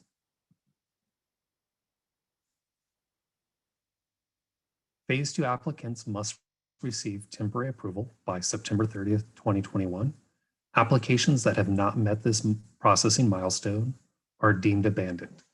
Phase 2 applicants who fail to provide proof of an active application or state license by February 28th lost their local authorization, which was provided under Los Angeles Municipal Code Section 10408A. And DCR is in the process of making the applicable changes to the DCR record. Phase 2 applicants who do not submit proof of an active state license by May 31st, 2021 will lose their local authorization. Furthermore, Phase 2 applicants must receive their temporary approval by June 30th, 2021, or they will lose their local authorization provided under LAMC Section 10408. Again, Phase 2 applicants that have site control and a complete temporary approval application may request a new notice of local compliance underway if they do lose their local authorization. DCR is doing this to ensure that a review is done of the proposed business location to ensure that it continues to comply with Municipal Code Section 10502. Most folks were unaware of the fact that businesses do not vest at their business premises location until a state and city license is issued. Therefore, DCR is doing a routine check to make sure that the proposed business premises continues to comply with LAMC 10502 until such time that a license is issued. Next slide, please. As Ms. Plummer mentioned just a few minutes ago, yesterday the Mayor and City Council adopted Council File Number 21-0354. Within this Council File were a series of recommendations. One adopted rules and regulations to implement a financial grant program and implement a fee waiver and deferral program for social equity individual applicants, which will be discussed later in the presentation. DCR was authorized to accept a $2 million grant award from the state of California to benefit the city's commercial cannabis social equity program and social equity applicants and licensees. It requested the city attorney's office to prepare and present an ordinance to authorize DCR to review applications that were previously deemed ineligible due to certain processing failures, such as a failure to permit proof of deposit. And if everything else was complete, deem those applications eligible for further processing. It also amended the LAMC, or will amend the LAMC, to allow for the late submission of 2019, 2020, and/or 2021 renewal applications, and allow for folks to submit late renewal applications through July 31st of 2021. At this time, the City Attorney's Office is drafting the necessary ordinance to effectuate these changes, and they have not become law. Next slide, please. These are some of the slides that DCR will be presenting to show the commissioners as well as the public the different applications and licenses that are actually in effect, as well as what is pending before the department. Currently, the department has 10 vacancies. 2 are associated with licensing analyst. 2 of the vacancies are support personnel for the licensing team. And the other 2 major ones are for special investigators that would be conducting compliance inspections. DCR has been informed by the personnel department that managed hiring committee may start resume meetings after the fiscal year 2021-2022 budget is adopted. Hopefully the managed hiring process will sunset around June 30th of 2021, and DCR anticipates that it will be authorized to fill vacancies as soon as July 1st, 2021.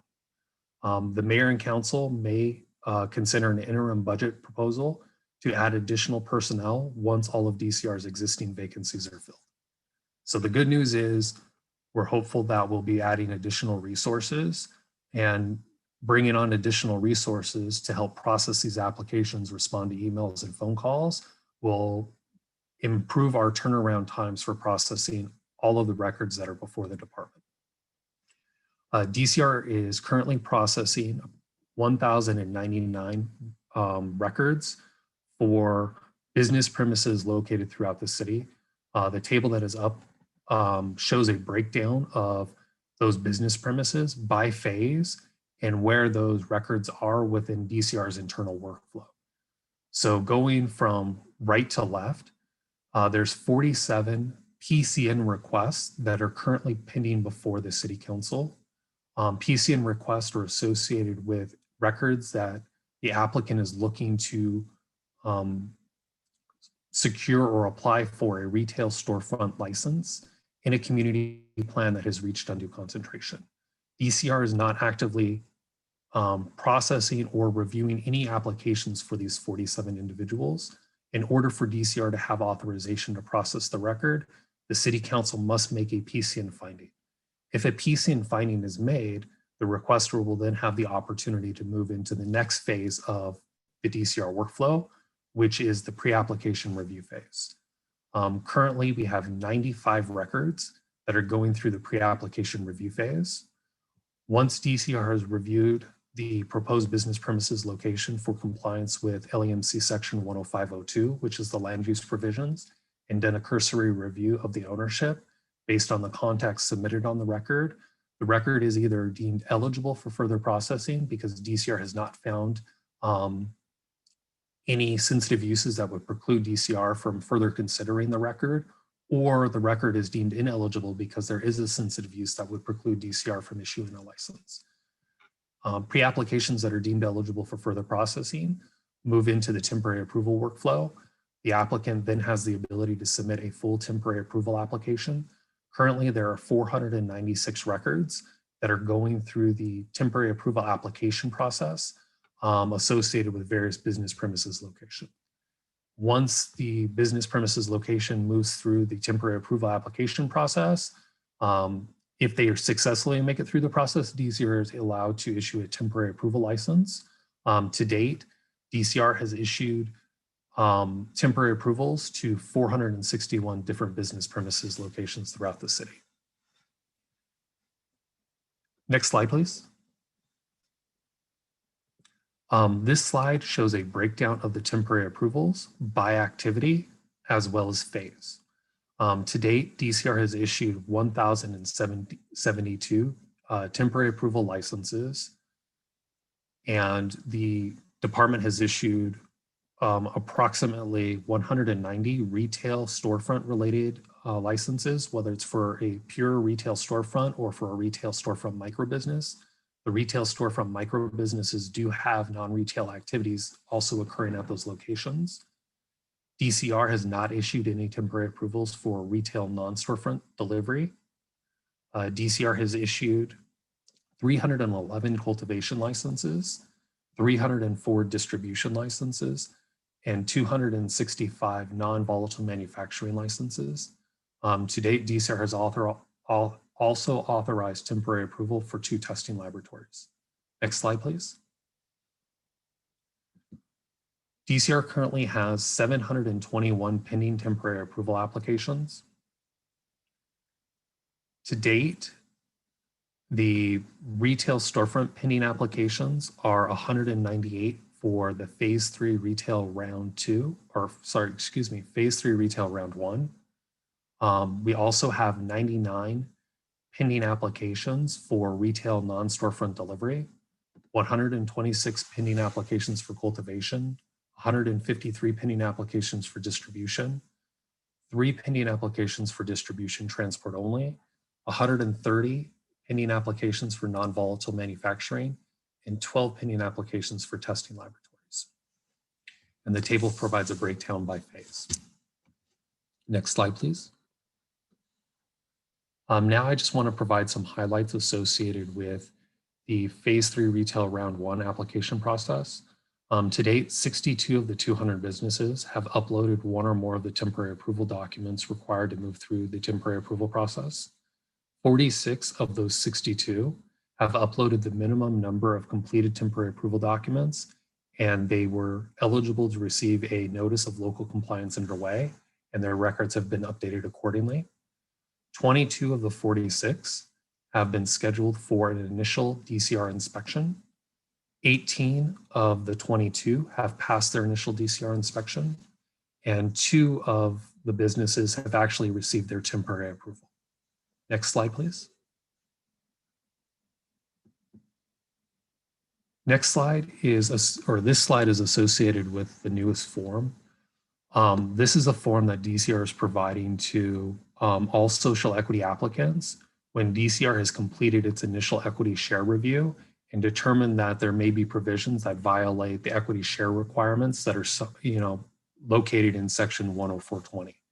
The intent of this review checklist is to summarize and explain provisions or questions that DCR has associated with the unconditional ownership of equity share documents, profits, dividends, or distributions, the voting rights and control associated with the social equity individual applicant, the successors, and any additional equity share requirements or miscellaneous items that DCR finds in the operating agreements or other documents submitted to the department for review.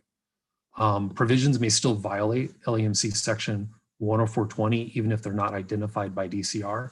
Applicants must continue to comply with all equity share requirements at all times, and DCR reserves the right to enforce these requirements at any time. As we've gone through dozens of these equity share agreements, the operating agreements, the associated contracts, we've come across provisions that are clear violations of 10420. And in order for that applicant to move forward in our process, they will need to make certain updates to the documents submitted to the department or to their operating agreements. There are also other times where provisions, do not violate the equity share requirements, but could violate the equity share requirements at some point in the future. Some folks have speculated to potential changes that the council may make in the future, and they've included terms that would allow for ownership transactions and different changes to occur if those changes are approved. To the extent that those provisions are all speculative and they don't immediately go into effect, it may not immediately violate LEMC 10420. However, if changes were made and those terms did go into effect, it could violate it at the time that those changes go into effect. So for instance, some folks have included provisions associated with the transfer of ownership so that if the city council were to reduce and or eliminate the requirement for the social equity individual applicant to hold a certain equity percentage in the entity, it would give one or more of the other owners a right of first refusal to purchase that equity share if the law were to be amended. On its face, that doesn't immediately violate 10420. However, some folks have gone farther than that and then required those the equity share to be transferred or sold to the other owners at the original cost that the social equity individual applicant paid. And that could be a violation if the value of the equity is less than the market value for those shares at the point in time at which they're transferred. And again, all of the ownership changes do have to be approved by the department. Therefore, DCR may not approve an ownership change, even if it's included in your operating agreement, because it would violate 10420. Next slide, please.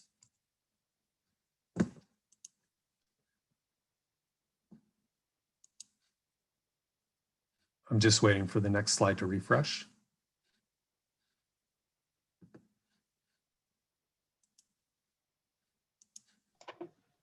Sorry for the interruption. President On, Commissioner Mercado has joined the meeting. Yes, welcome, Commissioner Mercado.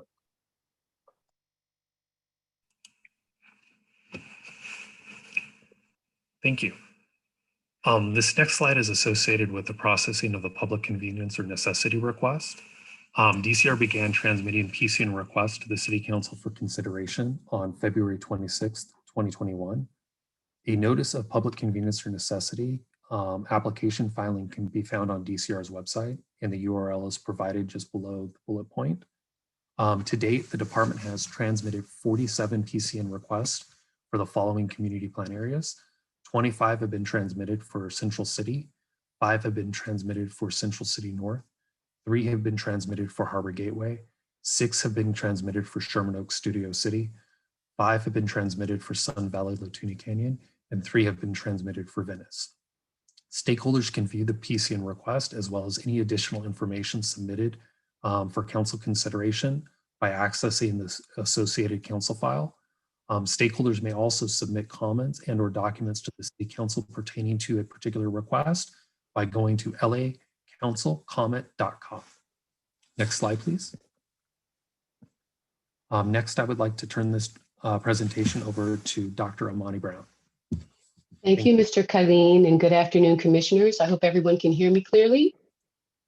Okay. As I did last time, and we feel it's necessary to always state our mission statement, which is to promote equitable ownership and employment opportunities in the cannabis industry in order to decrease disparities in life outcomes for marginalized communities and to address the disproportionate impacts of the war on drugs on those communities. Next slide. I'd like to share the social equity benefits and resources. Now, the department supports the mission of the social equity program through established programming benefits and resources, which include application processing, business licensing and compliance assistance, access to a fee deferral program, a financial grant program, access to pro bono legal services, and the state of California social equity resources. Next slide, please. Now, this chart represents that you see before you all of the social equity programs and the status of those programs. Our application processing, which is available. The SEED program, which will be available on 4/20. Our pro bono legal services for Phase 3 Retail Round 1, that's available now. Business licensing and compliance is being developed. And our fee waiver and our fee deferral programs, I will get into more detail further on in my presentation. Next slide. Social equity program individual eligibility verification. Now, just for some context, in order to participate in the social equity program, which includes application processing and a number of other programming components, individuals must first be verified and meet certain criteria established under our municipal code.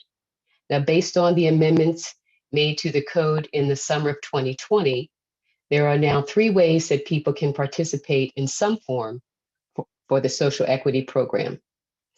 Folks may either participate based on the original criteria, which is predicated on the original social equity analysis that we conducted in 2017. As a reminder, the original eligibility criteria made reference to different tiers, such as Tier 1, Tier 2, or Tier 3 applicants. As a quick note, Tier 3 applicants are no longer considered social equity applicants, but are still required to meet their obligations with their social equity agreement requirements. At a future commission meeting, we'll be talking about the implementation of those Tier 3 requirements.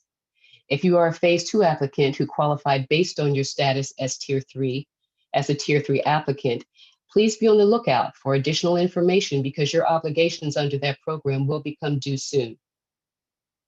There was an expanded social equity analysis that was conducted, and based on this analysis, the criteria has changed.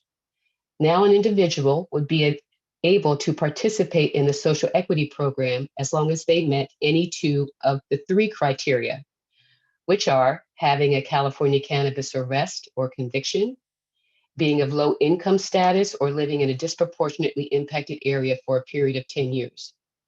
We want to remind everybody that the Cannabis Procedures Ordinance did amend the definition of low income, particularly so as to capture information related to assets. The Cannabis Procedures Ordinance also amended what qualifies as a disproportionately impacted area.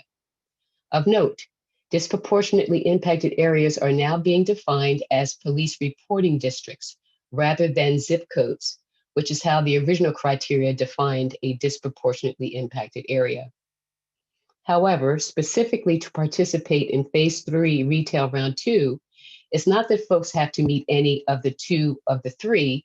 They specifically have to have a cannabis arrest or conviction and then meet the definition of low income or meet the definition of living in a disproportionately impacted area for 10 years. Next slide, please. The application processing. The social equity program provides social equity applicants with priority processing and other application processing benefits as provided in the LA Municipal Code. In Mr. Killeen's presentation, he walked us through the applicant and licensees upcoming deadlines and recent communications. He went through the pre-application process and temporary approval process, the Phase 3 Retail Round 1 application process, applicants in Phase 3 and delivery for distribution, non-volatile manufacturing application and processing. Now, as it relates to retail and delivery licensure, application processing will be limited to social equity applicants only until January 1st of 2025. Next slide, please. Our Business Licensing and Compliance Assistance Program will provide social equity applicants with programming and training in the areas of state and local licensing requirements, commercial cannabis regulations, general business development, cannabis-specific business development, and workforce development. DCR has selected 5 vendors who will develop this curricula. Notices to proceed are being issued in March and in April of 2021. Next slide. Our fee deferral and fee waiver program. Now, in April of 2021, the City Council approved DCR's rules and regulations for the fee deferral and fee waiver program.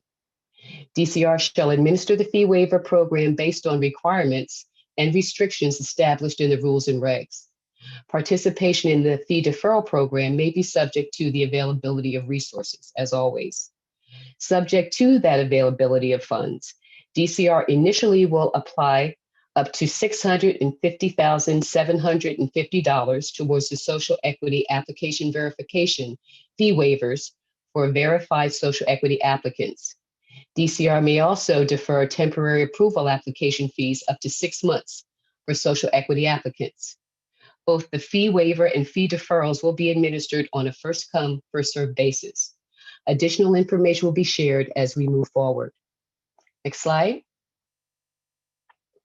The financial grant program is now known as the SEED grant program, which is an acronym for Social Equity Entrepreneur Development.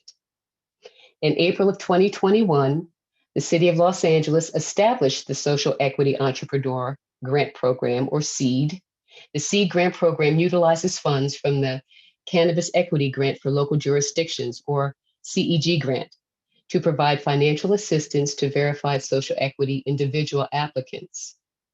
To date, the City of Los Angeles has dedicated $6 million to the SEED grant program through funds made available through the 2019 and 2020 CEG grant. The SEED grant program is administered in partnership with Elevate Impact LA. And with that, I will now turn the presentation over to Elevate Impact LA, who will be managing the grant program. Thank you.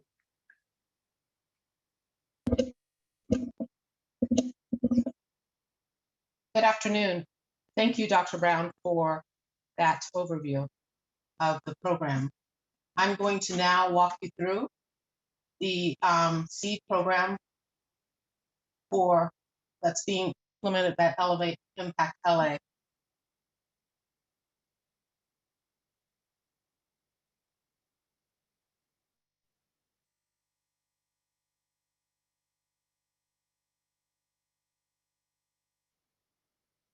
In April of 2021,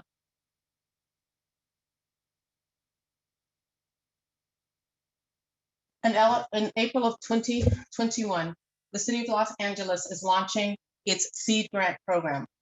I am Paula Groves, and I am the founder of Elevate Impact LA.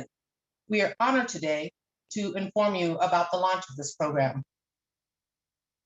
My team and I would like to take the next 10 minutes or so to walk you through the program overview, funding process, and data tracking.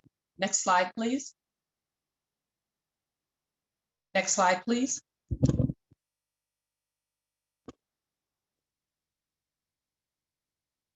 My apologies with my video, so I will continue, but I'm not quite sure why my video is not working, so my apologies. By way of introduction, Elevate Impact was launched in 2018 to implement the City of Oakland's Social Equity Loan Fund. It was funded by city tax revenue.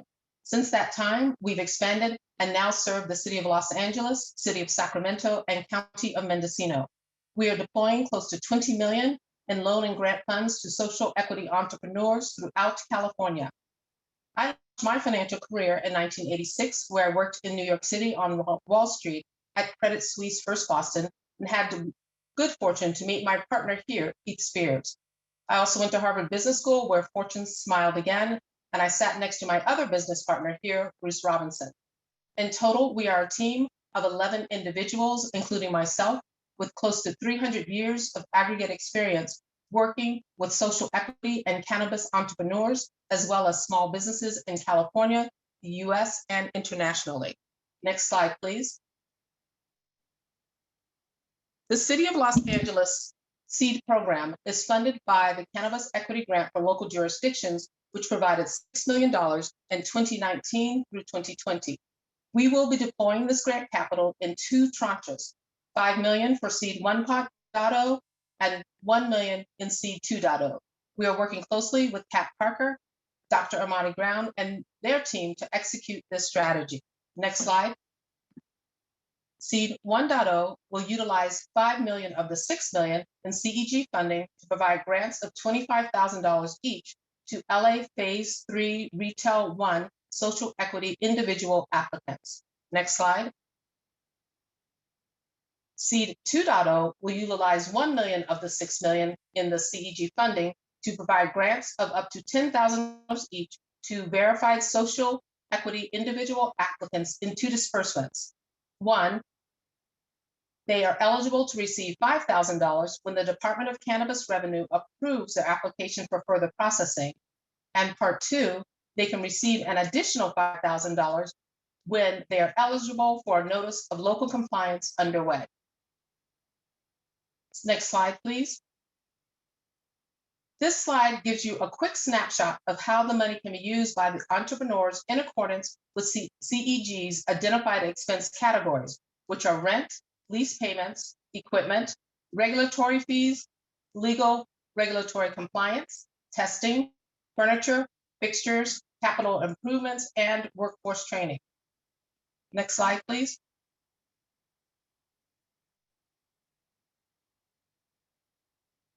This slide gives you notes that the grant funds cannot be used for items such as unlicensed cannabis businesses, non-cannabis businesses that serve the industry, inventory, personal expenses, relending, or investing. Next slide, please. Now I'd like to walk you through our 6-step grant funding process. Step 1, apply online. Step 2, application review. Next slide, please. Step 3, grant approval. Step 4, virtual signing. Step 5, grant disbursement. And step 6, post-grant data tracking. Next slide, please. Step 1, apply online. Applicants will be required to complete an online application. Paper applications will not be accepted. In addition, in order to verify that an applicant is indeed a verified social equity individual, the applicant will need to input their ACELA number issued by the City of Los Angeles into the application. Next slide. Step 2, application review. Once a complete application has been received, Elevate Impact staff will review the application for completeness. If anything has been missed, the applicant will receive an email requesting the missed information. We will also be available by phone if the applicant has questions. Next slide, please. If an application is complete, it will then be assessed by the Elevate Impact Committee. The next few slides will walk you through the application process. But note, if an applicant does not submit a completed application, they will be coached by the Elevate Impact team on how to improve their application, and the application can then be resubmitted. In all the other cities we've worked in, an application has never been denied. Next slide, please. So documents that we will be assessed during the review process include budget narrative of how the funds will be used, budget or line item list of expenditures for the requested grant amount, business executive summary, and monthly expense projections for a 12-month period. These are the types of documents that are required by most traditional funding sources, such as banks or investors. Next slide, please. This is an example of the budget narrative of how funds will be used. This document goes hand in hand with the budget. It's really an explanation of the budget and the assumptions that are being used to drive the budget numbers. Next slide. This is an example of the budget template. The template should represent the total amount requested in the grant funding application. Excel and Google Sheets will be required in terms of presenting this budget format. Next slide, please. Monthly expense projections. This spreadsheet encourages the entrepreneur to project their expenses on a monthly basis for a year so they can better predict their cash needs and expenditure pattern over the next year. This helps with cash flow planning and forecasting. Next slide. Assessment checklist. This is the assessment checklist that we will use to review the applicant's application material. Next slide. Step 3, grant approval.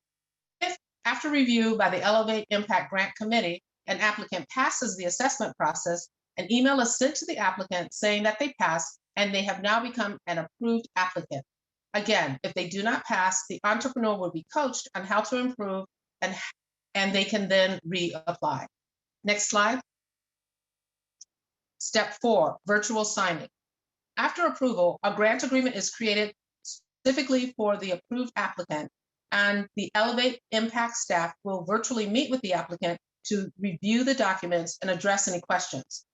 The grant agreement will ask the approved applicant to confirm that they understand the approved use of funds and to supply a non-binding budget outlining those expenses. After the approved applicant has reviewed and e-signed the documents, the City of LA will then electronically sign the documents. Next slide. Grant disbursement. Once all signatures have been gathered, the approved applicant create an account at elevateimpactfunds.com where they can upload details for how they would like to receive the grant funds. Next slide. Post data tracking. I'm sorry, step 6, post-grant disbursements. Grant recipients will be required to upload receipts detailing actual grant expenditures at elevateimpactfunds.com. Next slide. These are the categories that you will be uploading receipts. You saw this slide earlier. This is just to, again, show you the category the state requires that we track when dispersing grants and working with entrepreneurs. Entrepreneur receipts will be uploaded according to these categories. Next slide. These are the important dates associated with the program. Seed Grant Program launch, April 20th. Social Equity Program webinar, May 4th. Deadline to submit Seed Grant Program, August 20th, 2021. Next slide. Thank you very much. And now I will turn it over to Dr. Brown. Thank you, Ms. Groves. I appreciate that. Next slide, please. Okay, so I will give you some updates on our partnership with the Los Angeles County Bar Association in reference to our pro bono legal services program. Now, LOCBA has officially launched, and the program has begun matching qualified social equity applicants with the pro bono legal panel. For Phase 3 Retail Round 1 applicants who are interested in participating in this program, they must submit the pro bono legal services survey and the legal services authorization agreement. DCR regularly sends out reminders to Phase 3 Retail Round 1 applicants about their access to the pro bono legal services. DCR will send an additional reminder about pro bono legal services to Phase 3 Retail Round 1 eligible folks for further processing, and that will go out on 4/20. Now, the goals of this referral service are to promote fair and equitable participation in the licensed commercial cannabis industry and to foster a level playing field as it relates to access to legal counsel and to help deter predatory practices targeting the social equity community. This is an excellent opportunity for applicants to connect with attorneys about their legal needs. Please check your emails or contact your designated analyst if you have questions. Next slide. And last, I'd like to share resources provided by the state of California for equity applicants.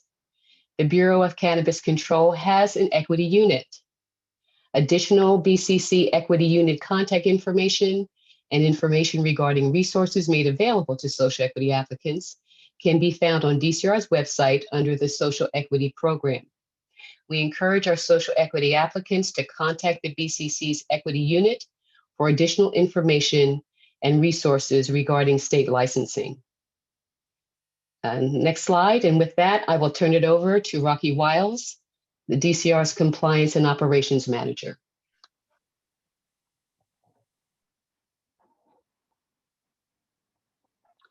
Good afternoon, Commissioners. As the Compliance and Operations Manager for DCR, I am responsible for developing the department's educational compliance and enforcement program. And in the coming months, I will be giving you updates on our progress. But for now, I'd like to report that on January 29th, 2021, the department submitted an application to the Board of State and Community Corrections, also known as the BSCC, for an enforcement grant funded by Prop 64. On April 8th, the BSCC voted unanimously to award a $1 million grant to the City of LA with DCR as the lead agency. This grant money will be used over the next 3 years to do 3 things: centralize and coordinate cannabis enforcement efforts by the LAPD Cannabis Support Unit within DCR in order to support a robust analysis of enforcement-related data. The department will partner with core faculty member professor and commissioner, Victor Naro, of the Public Interest Law and Policy Program School of Law of UCLA to conduct a racial disparity study with the goal of identifying, assessing, and eliminating any disparities that may exist within the city's enforcement efforts, which will serve to inform DCR's future equity center strategies, policies, and a progressive enforcement program. In addition, the funds will be used to conduct a public information campaign intended to educate minors about the dangers of consuming cannabis. The campaign will also inform cannabis consumers within the city about the dangers associated with using cannabis products purchased from the unlicensed market. So that concludes my brief update, and I'm going to turn it over to Director Packer. Thank you.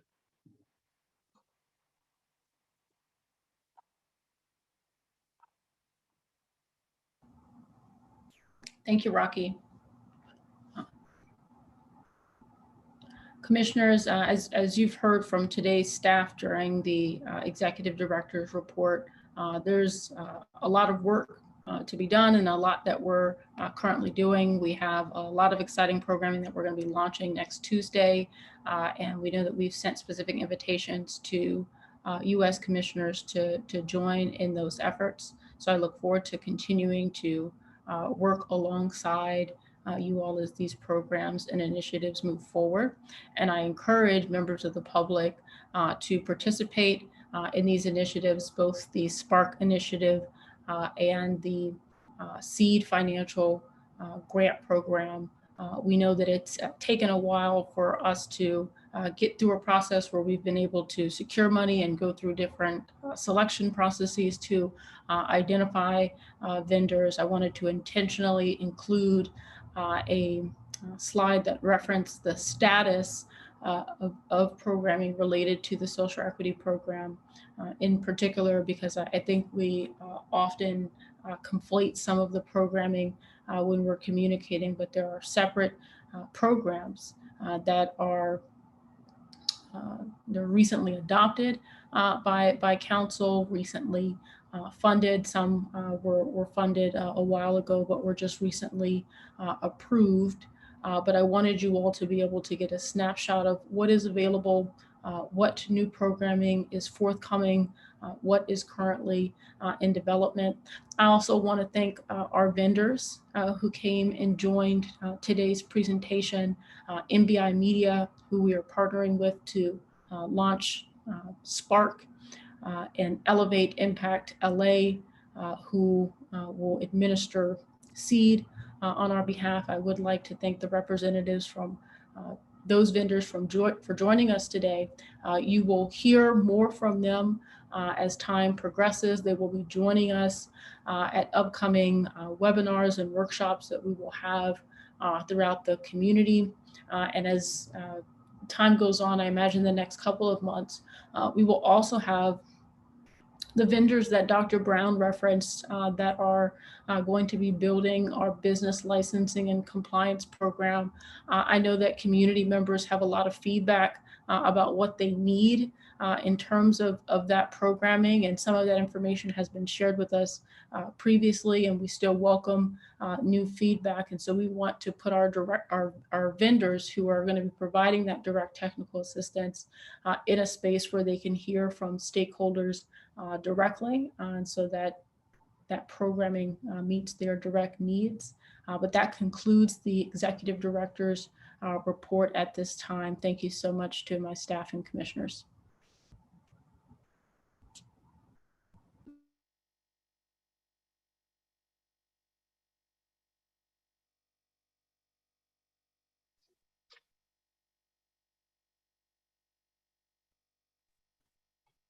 I'm sorry.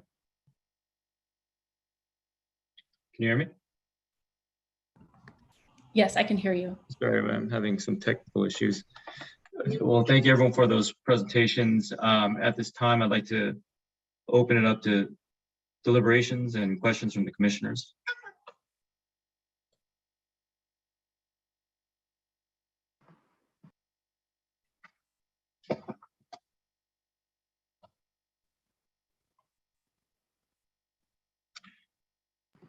And if you don't mind, turning on your video when you do speak, so we can have a more engaged. There we go, Commissioner Naro. Yes, hi. Yeah, first, I'm always impressed with the reports by the executive director and the staff, and I know there's a lot of work that goes into these reports. So thank you so much for all the preparations for these meetings and your reports. I have a couple of questions. One is relating to the Spark program.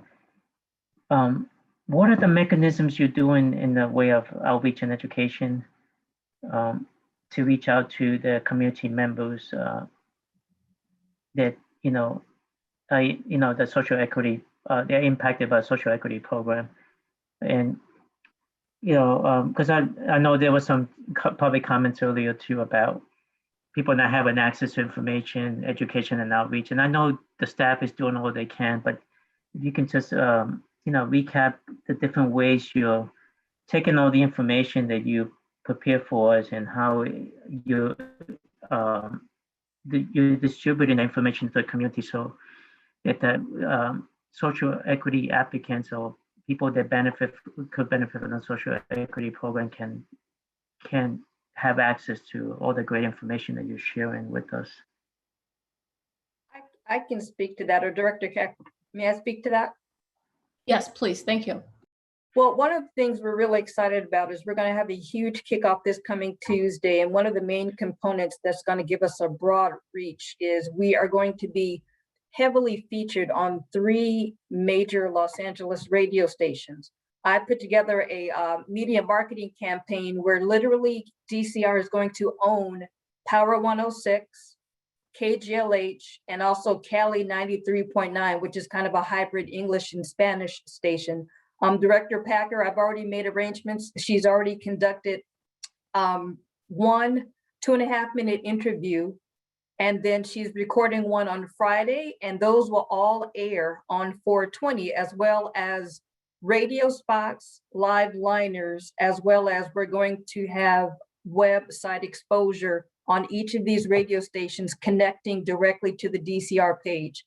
So that's where we're going to get the bulk of our exposure, which I think is going to be fantastic to get the word out to the public. Thank you, Pam. Thank you so much. Oh, sorry. Oh. Go ahead, sorry. No, I had another question, but you can go ahead. You want to finish answering this I question? was just going to say, part of what we're hoping to do with this initiative, Commissioner Naro, is really to, and I've heard different commissioners say this as well. We agree. We understand that there's a lot of work to do with our licensing and social equity program, but I think it's been a missed opportunity that has been almost the sole focus of our policy engagement to date. And as we mentioned, there are so many different Angelenos who have been impacted by cannabis policy. So that's part of the reason why we're taking a broader approach in terms of outreach. But and I think we'll hit a lot of prospective social equity applicants through those different means. But we also know that we need to do a better job and create mediums to connect directly with our existing equity applicants and licensees.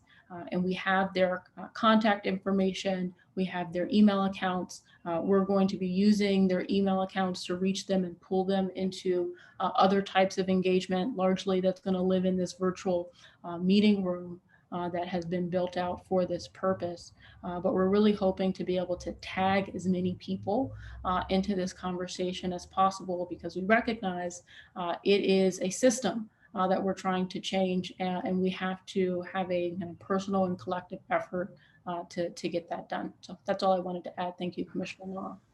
Thank you. My second question is kind of a follow-up to this question. It's about the mayor's office. I know there was a public comment that referenced the mayor's office, but I haven't had any engagement with the folks from the mayor's office that focuses on cannabis. It's been a while, but is the mayor's office also involved in helping you promote all the programs that you're setting up and doing outreach as well? So we will be reaching out to all of the elected offices, including the mayor's office, to try and reach a broad group of stakeholders as possible. That's going to include our neighborhood council system as well, so that we can leverage those systems. So we want to tap into every single medium that we have to bring folks into the conversation. So the mayor's office will be included in our ask to all electeds to share this information with their respective constituents. Okay, thank you. So thank you both so much for answering the questions. Thank you, Commissioner Naro. Any of the other commissioners? Hi. There we go. Vice President Mason. Good afternoon, everyone. Thank you for the thorough reporting and welcome to Elevate. And I'm going to get the other company's name wrong, but to Mrs. Smith's company, to the Cannabis team, we appreciate you being here. Just one simple question. The answer may not be simple, but what really is the target deadline for processing all of the round 1 applications and getting those people up and running? And on average, how many applications do you anticipate processing a month? Jason, I want to pass that question to you.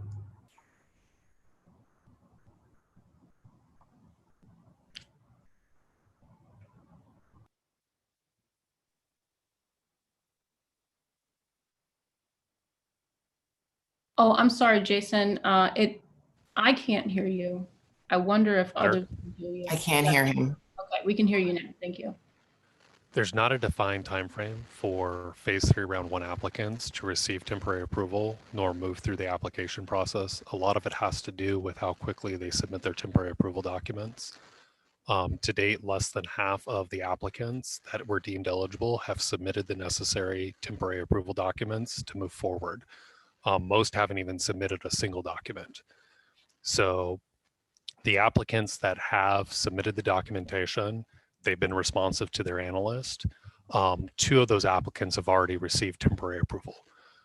We have over 20 applicants that have submitted the documents. They received their notices of local compliance underway, and they've completed their DCR inspections, and they're working with the fire department and the state agencies to receive the applicable licenses from the state, which is a prerequisite to get their temporary approval.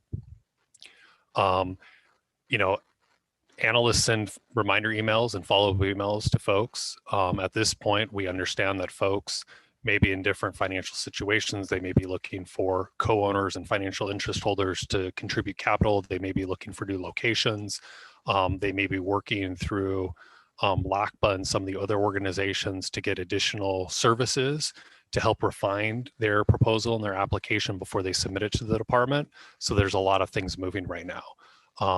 But in total, we anticipate that if we do have the volume of people coming through, 10 to 20 applications could be moving on a weekly basis towards temporary approval, but it really comes down to folks getting their documents in, getting through the inspection process, you know, providing the city with copies of their state licenses, and then of course being responsive to the equity share review correction sheet and making sure that their documents do comply with 10420.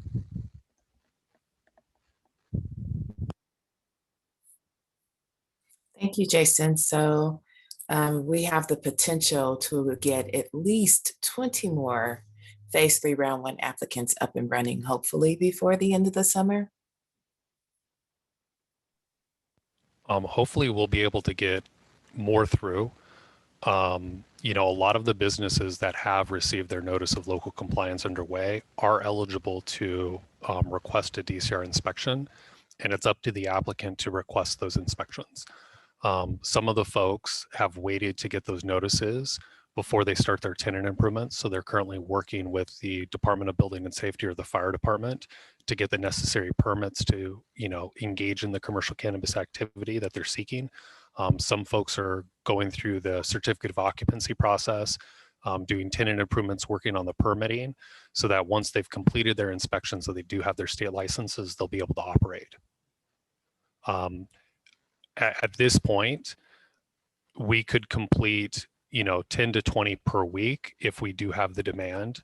Our phase 3 delivery applicants are starting to get to having complete temporary approval applications, and then they'll be moving forward in this process in parallel with the phase 3 round 1 applicants.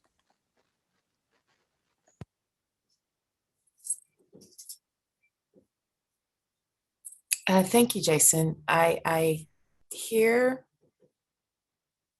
an uptick in capacity to process the applications, but I'm also understanding that it's a team effort. So I appreciate your response. Thank you.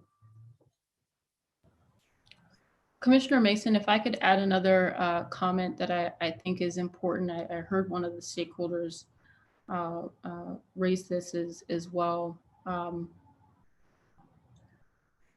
And I guess it's to identify that our virtual meeting room that we're building for Spark, it's fluid. And so as people come into the virtual meeting room, we might get input and say, hey, we actually need to get more information on this specific item. And we'll be building new content into the virtual meeting room. And I think Pamela earlier had articulated a couple of surveys that we've developed to try and gather information, feedback from folks on the licensing and social equity program.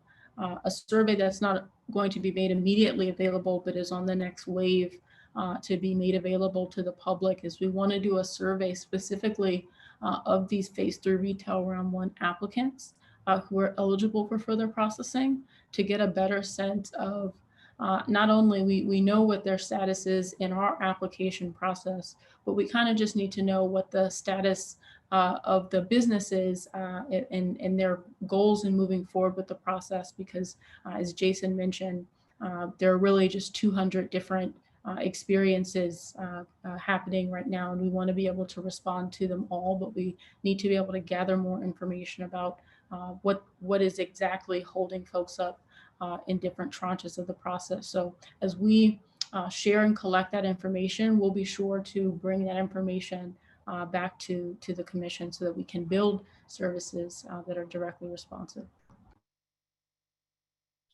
Thank you, Director Packer. We have Commissioner Villa, Commissioner Mercado. Do you guys have any questions or any comments? I do.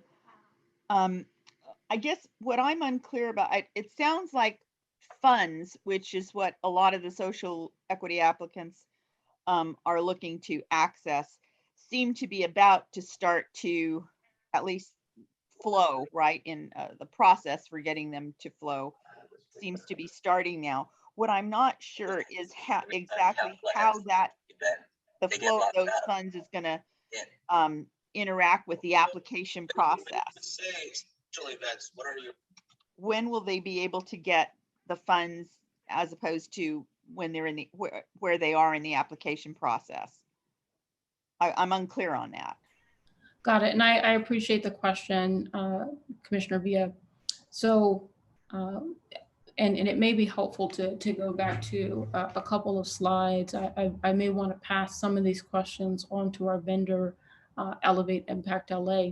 But what will happen on 420 is all social equity applicants will be eligible to apply for grant funding. And we've made $6 million available to social equity applicants in the form of grants. And we're very intentional about choosing grants rather than loans because we recognize how much of a need there is. I think that there's some sentiment from the community, and I don't disagree, that they are going to need many more resources, but this is a start through this $6 million. $5 million we are specifically making available to the pool of phase 3 retail round 1 applicants.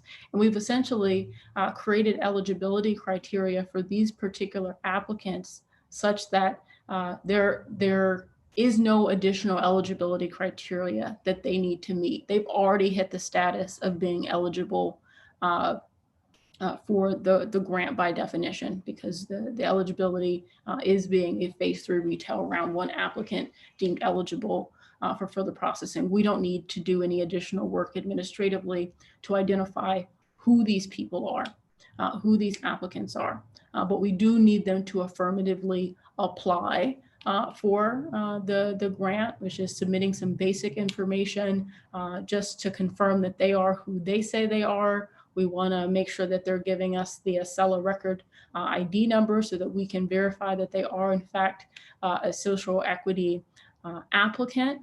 There are some specific grant requirements. Largely, these are imputed from the California Equity Grant because we're using grant dollars to administer this grant program. There are certain reporting requirements that we have, but ultimately, folks will be applying for these dollars, submitting documents, essentially articulating how they intend to use these funds, putting together a budget, and after they're determined eligible, and we again try to create a process where it would be as simple and as streamlined for folks to apply. After folks are determined eligible, they're considered to be an approved applicant. Approved applicants would work with Elevate Impact LA to essentially share their banking information or information about how they want the funds to be dispersed. And Elevate would work with that applicant to make sure funds were dispersed. But for the phase 3 retail round 1 applicants, I want to reiterate, all 200 of these applicants are already by definition under the rules and regs that the department just recently recommended and were approved by council and approved by the mayor. There's money sitting on the table or will be on April 20th for folks to apply for. Now for For the other bucket of money, the $1 million, essentially anyone who doesn't apply for the $5 million pot is eligible to apply for the $1 million pot as long as you are a verified social equity applicant. And we do have over 1,600 verified social equity applicants. Anyone who was determined eligible when we did our eligibility verification process in 2019 would be eligible to apply for up to $10,000. And these resources would be made available potentially in two disbursements. One $5,000 disbursement when that verified social equity applicant had an application that was deemed eligible for further processing. So the first step is to be deemed eligible for further processing. If you met that licensing milestone, you would be eligible for the $5,000 disbursement. And then you'd be eligible for a second $5,000 disbursement when that verified social equity applicant moved to a further step in the process of being at a point where we could issue them a notice of local compliance underway. So we've structured a program such that every single applicant in our pipeline has the potential to apply for and receive funds for the phase 3 retail round 1 applicants. They don't have to meet any additional eligibility criteria, but they do need to meet grant application requirements. And Elevate Impact walked through those requirements earlier. We talked about some upcoming programming that we're going to have available. I believe that the first webinar, we're going to be hosting a series of webinars over the summer, but this first webinar is going to be on May 4th, 2021, and our vendor Elevate Impact will be back sharing more information about the application process. Commissioner Villa, did that answer your question? It was certainly very, yes, it did answer my question, and I thank you for that. And I just would ask, it's very exciting that after all this time, money's finally going to flow. I mean, these people have been waiting such a long time. I really appreciate all the work that's been done to get here to this point. So I want to thank everyone in your department and who's been involved in that process for their hard work on this. And I would just ask that, I guess the first session for the first Spark social equity session that I saw available was May 8th. And I just wanted to be sure that the department was going to do something proactively, like maybe sending out an email to all of the social equity applicants to be sure that they know that that particular session is going to address their needs, and maybe to be able to go over some of the specifics and help them work through that, work through the process or address their questions at that time. So I would just ask that the department do something proactively to reach out to them, to notify them of that specific session. And I know there are others, but that's the first one that I saw available. So I know these people are anxious. And so I just want to be sure you were doing that, please. Yes, thank you, Commissioner Villa. That is absolutely a part of our communication strategy to both be pumping this information out to our listserv, which in a large time includes our equity applicants and licensees. But if we have your email account, you're getting all of this information, and targeted communications will go out to the social equity applicants and licensees. One point that I want to allow Elevate Impact to make, because I think that it's appropriate, particularly as we start these programs, to do some expectation management, because I don't know that we've been so successful in doing that in the past. There is a difference between applying for the grant and actually receiving grant dollars.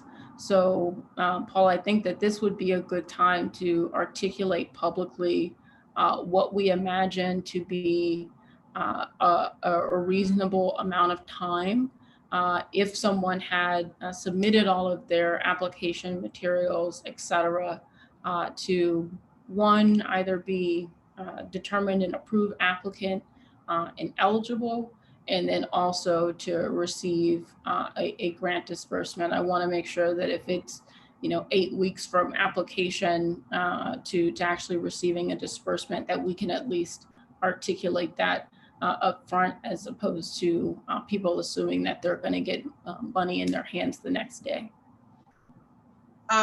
Thank you, Kat. So I would say that just to articulate, you don't need to do meet any more criteria on the City of Los Angeles side.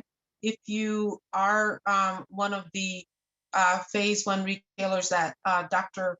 Brown and Kat spoke about, but you do have to go through the application process. The application process requires that you create an account at Elevate Impact LA, and that you submit the application materials. The application materials include a budget narrative of how you plan to spend the $25,000, a budget or line item list of expenditures for the requested budget amount. That's basically an Excel spreadsheet. You will have to submit a business executive summary of about 3 to 5 pages. We have some guidelines that'll be on our website about what we expect that business summary to include. And then you will have to submit monthly expense projections for a 12-month period. So if you want to get a head start, you can probably start to work on those documents now. But the applications will open on April 20th of 2021. We then have our grant committee review those materials. We need to make sure, one, that you say you are who you are, and that's done through the Excel number, as Director Kat just mentioned. And then we will assess the materials that you upload. We're basically, this is an entrepreneurial program at its heart, and we want to make sure we're supporting your growth as an entrepreneur, which is why we request the materials that we request. We will review those materials. If they're in any way incomplete or lacking or missing information, we will work with you to make sure that whatever's missing is fulfilled upon.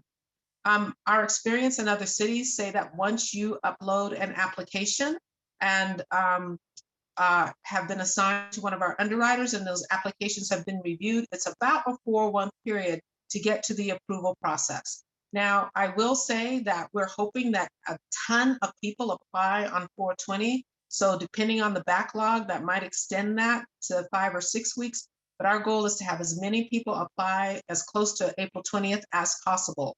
Once your application has been assessed and approved, you then have to sign your grant documents. The grant signing process typically takes about 1 to 2 weeks.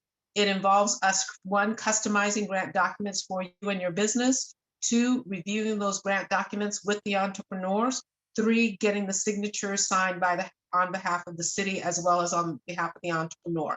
So 4 weeks to process the application, 2 weeks to sign the grant documents, and then is the funds disbursement. So depending upon where you are in terms of your own financial banking accounts and banking systems, that will probably take another week. So I would say from start to finish, application, grant signing, and then funds disbursement will probably average between 4 to 6 weeks.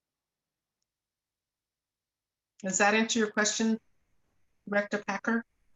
Yes, thank you, Paula. I appreciate it. And while I have you, I think it would be important for us to articulate to the commissioners and to the public how we intend to share information and make resources available to assist applicants through the process. I know that we have a series of upcoming webinars that Dr. Brown is going to lead in May, June, and July.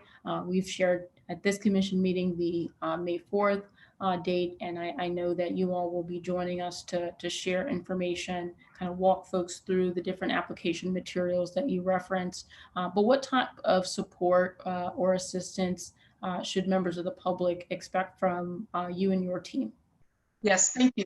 There's 2 ways that we support our entrepreneurs beyond just the workshops. So you have the ability to submit questions through our website, which we will be very responsive to answer. And also, once you complete the application process, you will be assigned an underwriter. That underwriter will work one-on-one with the entrepreneur to provide them support and address any additional questions. I will say that I would encourage you to get through the application process as quickly as possible so that you can then be assigned an underwriter. Currently, to date, we have 10 different folks on our staff that have the underwriting capabilities. So I would say, don't wait to submit your application materials. Submit your application materials, get in the queue. That's going to be critical, because once you're in the queue and your application has been deemed complete, not necessarily approved, there's a difference between complete and approved. But once your application is complete, i.e. you've registered on our website, you've uploaded all of the requested materials, you can then be assigned an underwriter. And that underwriter is your one-on-one support to get you through the application process and the grant underwriting process and the grant signing process. So please register as soon as you can so that we can assign you that one-on-one person who will meet with you and support you as you go through the grant application process. Thank you so much, Paula. You're welcome.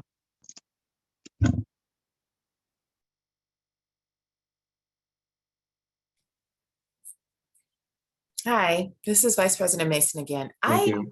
have questions about the listening sessions.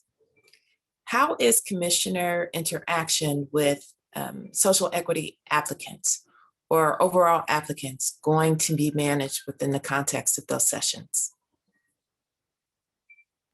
So if you have specific feedback, Commissioner Mason, if there's a recommendation that you have about how the format of these particular sessions should be, I think that we're still at a point where some of this can be fluid.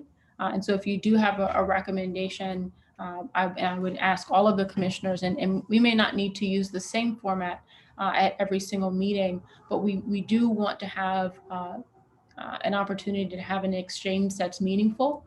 I think that what we want to be able to do isn't be in a position where we're there to listen more so than to provide specific answers or solutions. I really am trying to use this as an opportunity to collect input, feedback, analyze that, and figure out how we can develop a package. But and I know Pamela's on the phone call. Pamela, I don't know if we've specified to date what the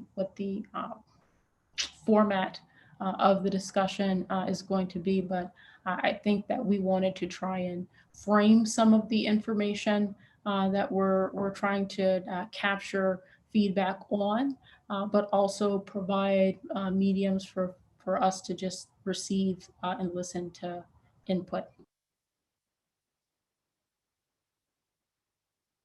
Yes, what you said. Agreed. That's the plan. For the first one, especially, our goal is going to be more informative. So we don't really we have an agenda, but it's more just to get the information out. And then as we move along with the additional sessions, then at that point, we'll have a more honed in for how the tone will be. So the first one will be a lot more informative. And then as we move on to specific topics, we'll be able to kind of gauge how best to interact and to get feedback directly. Thank you. You're welcome.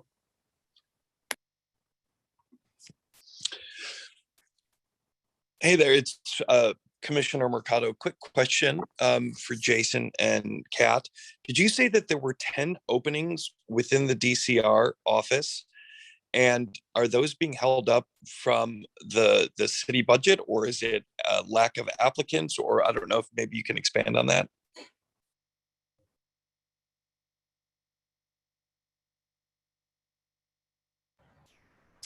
Jason, can you take that question, please? Sure. Okay. Due to the city's financial crisis as a result of COVID, the city had implemented a managed hiring process, and all budget requests to fill positions had to go through this managed hiring process. As the pandemic kind of worsened city revenues, the city implemented a hard hiring freeze and prevented departments from filling any of their positions. So given the fact that certain things have happened financially, the city will be getting some additional federal monies to assist with the loss of revenue. Revenues are starting to, pick back up. The city is looking at relaxing the managed hiring requirement.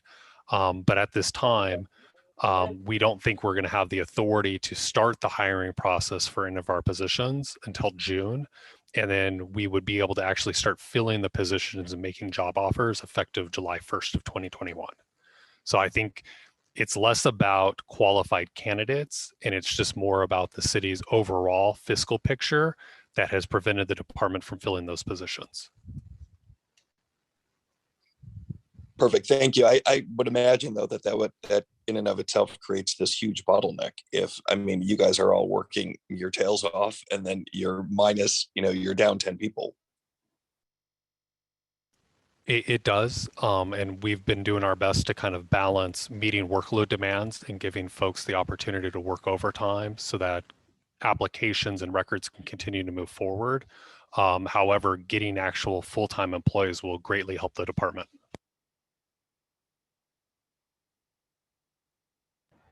Yeah, when we engage with folks who manage the city budget, whether it's in the mayor's office or our elected officials, we try to remind folks that we're still a relatively new agency and we've never been fully staffed. We continue to evolve our licensing and social equity program such that we have more on our plate as we move forward. So I think that once we're in a position where we are fully staffed, even with the positions that we've requested, we can do a real assessment of capacity and performance that is meaningful. But in the meantime, I know my team has been working really hard to meet deliverables and to prepare to launch these programs.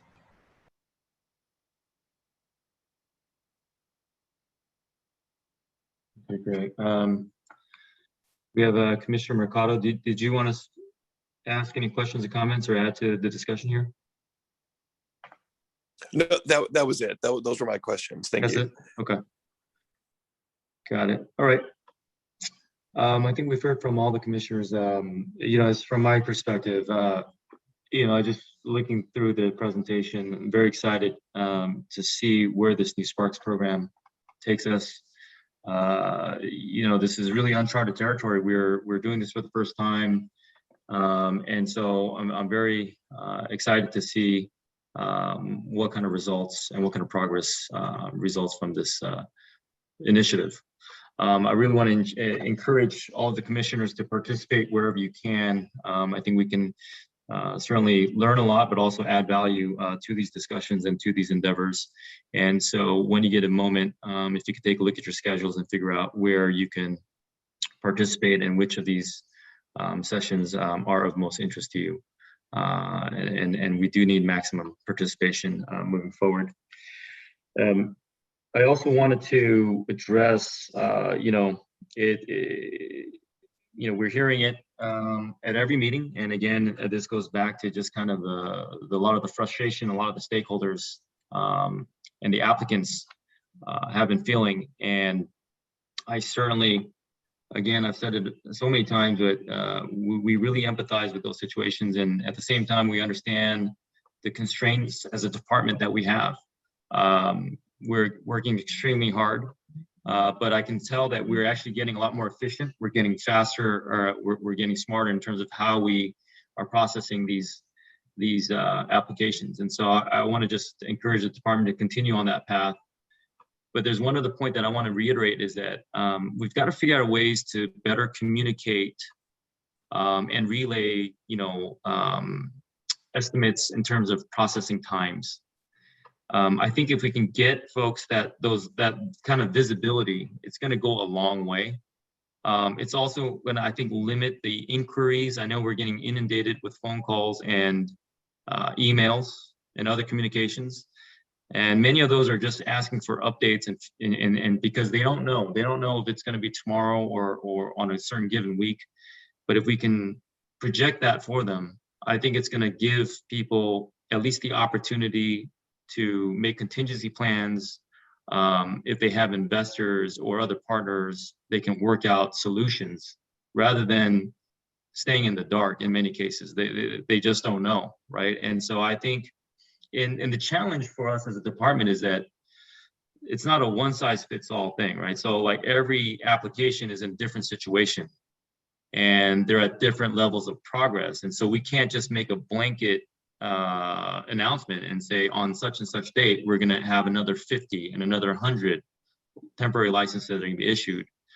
And so I just wanna challenge the department to try to figure out a way that we can, number one, ascertain when those timings may be, and figure out a way that we can best communicate that to the various applicants. So at least they have some visibility. And even if it's not the news that folks would want, at least they have an idea of, and then again, I can't underscore the importance of just giving folks the opportunity to come up with contingency plans, especially from a financial perspective. When folks are tied into these leases and they're running out of money, at least if they know it's, even if it was 2 months out, let's just say, then they can at least plan for that. But that's something that I feel like just from the calls that I'm getting, they don't have that benefit. And so we've got to figure out a way to do that, because the reality is it's not going to happen overnight. We're going to continue to go down this path in this fashion until we get meaningful resources into the department.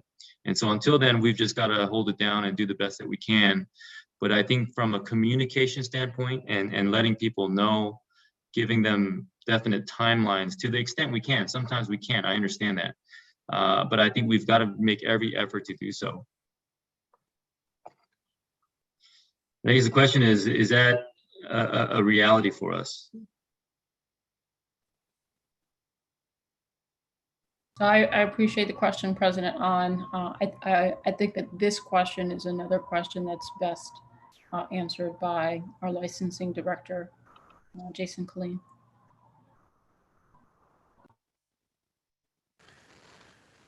I anticipate that by our next commission meeting, we'll be able to provide anticipated timeframes for things based on what it's taking at that point in time.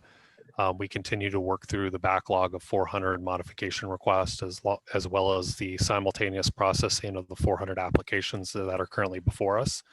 My expectation is that we will have processed all of the modification requests that can be processed and have been filed as of February 1st, 2021 by the end of this month. There's a couple of things that are moving through the city process simultaneously. One of them has to do with the land use review. Relocations and anything where DCR has to do the determination for land use compliance. DCR can't grant a license if the sensitive use exists before the license. So kind of where rubber meets the road for some of our applicants is they request a relocation, we process it, we provide them feedback, they have a period of time to complete the modification process.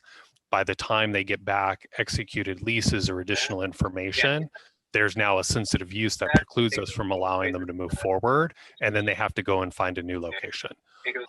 DCR is proposing when the vesting changes from the point at which a license is issued back to the point where an eligibility determination is made, but until the law gets amended, specifically 10502, DCR is unable to move forward. So there's a couple of different policy recommendations that are pending that will expedite this process on a go-forward basis. And the hope is that our policymakers in the legislature have an opportunity to take those up before they go on summer recess. Thank you, Mr. Queen. Okay, that's all I had. As far as, let me just go through my notes real quick. Commissioner's last opportunity to comment or make any deliberations. I just had one question in the email we got about as commissioners about participating in these sessions, the Spark sessions. It said that we were, did I understand it correctly that we're limited to 2? So I've signed up for 2 because that's what I thought we were limited to 2. Is that correct, Robert? So we can't have any more than 2 commissioners participate in any given session. So that's where I believe that the. Yeah. You know, Commissioner Villa, I think what we could do is let's just first, you fill out 2 because we can't have more than 3 in each one. But if for some reason there's a commissioner that can't make certain sessions and we have an opening, we can certainly open up. And if you want to go to 3 or 4 and there's space, then certainly we'd love to accommodate.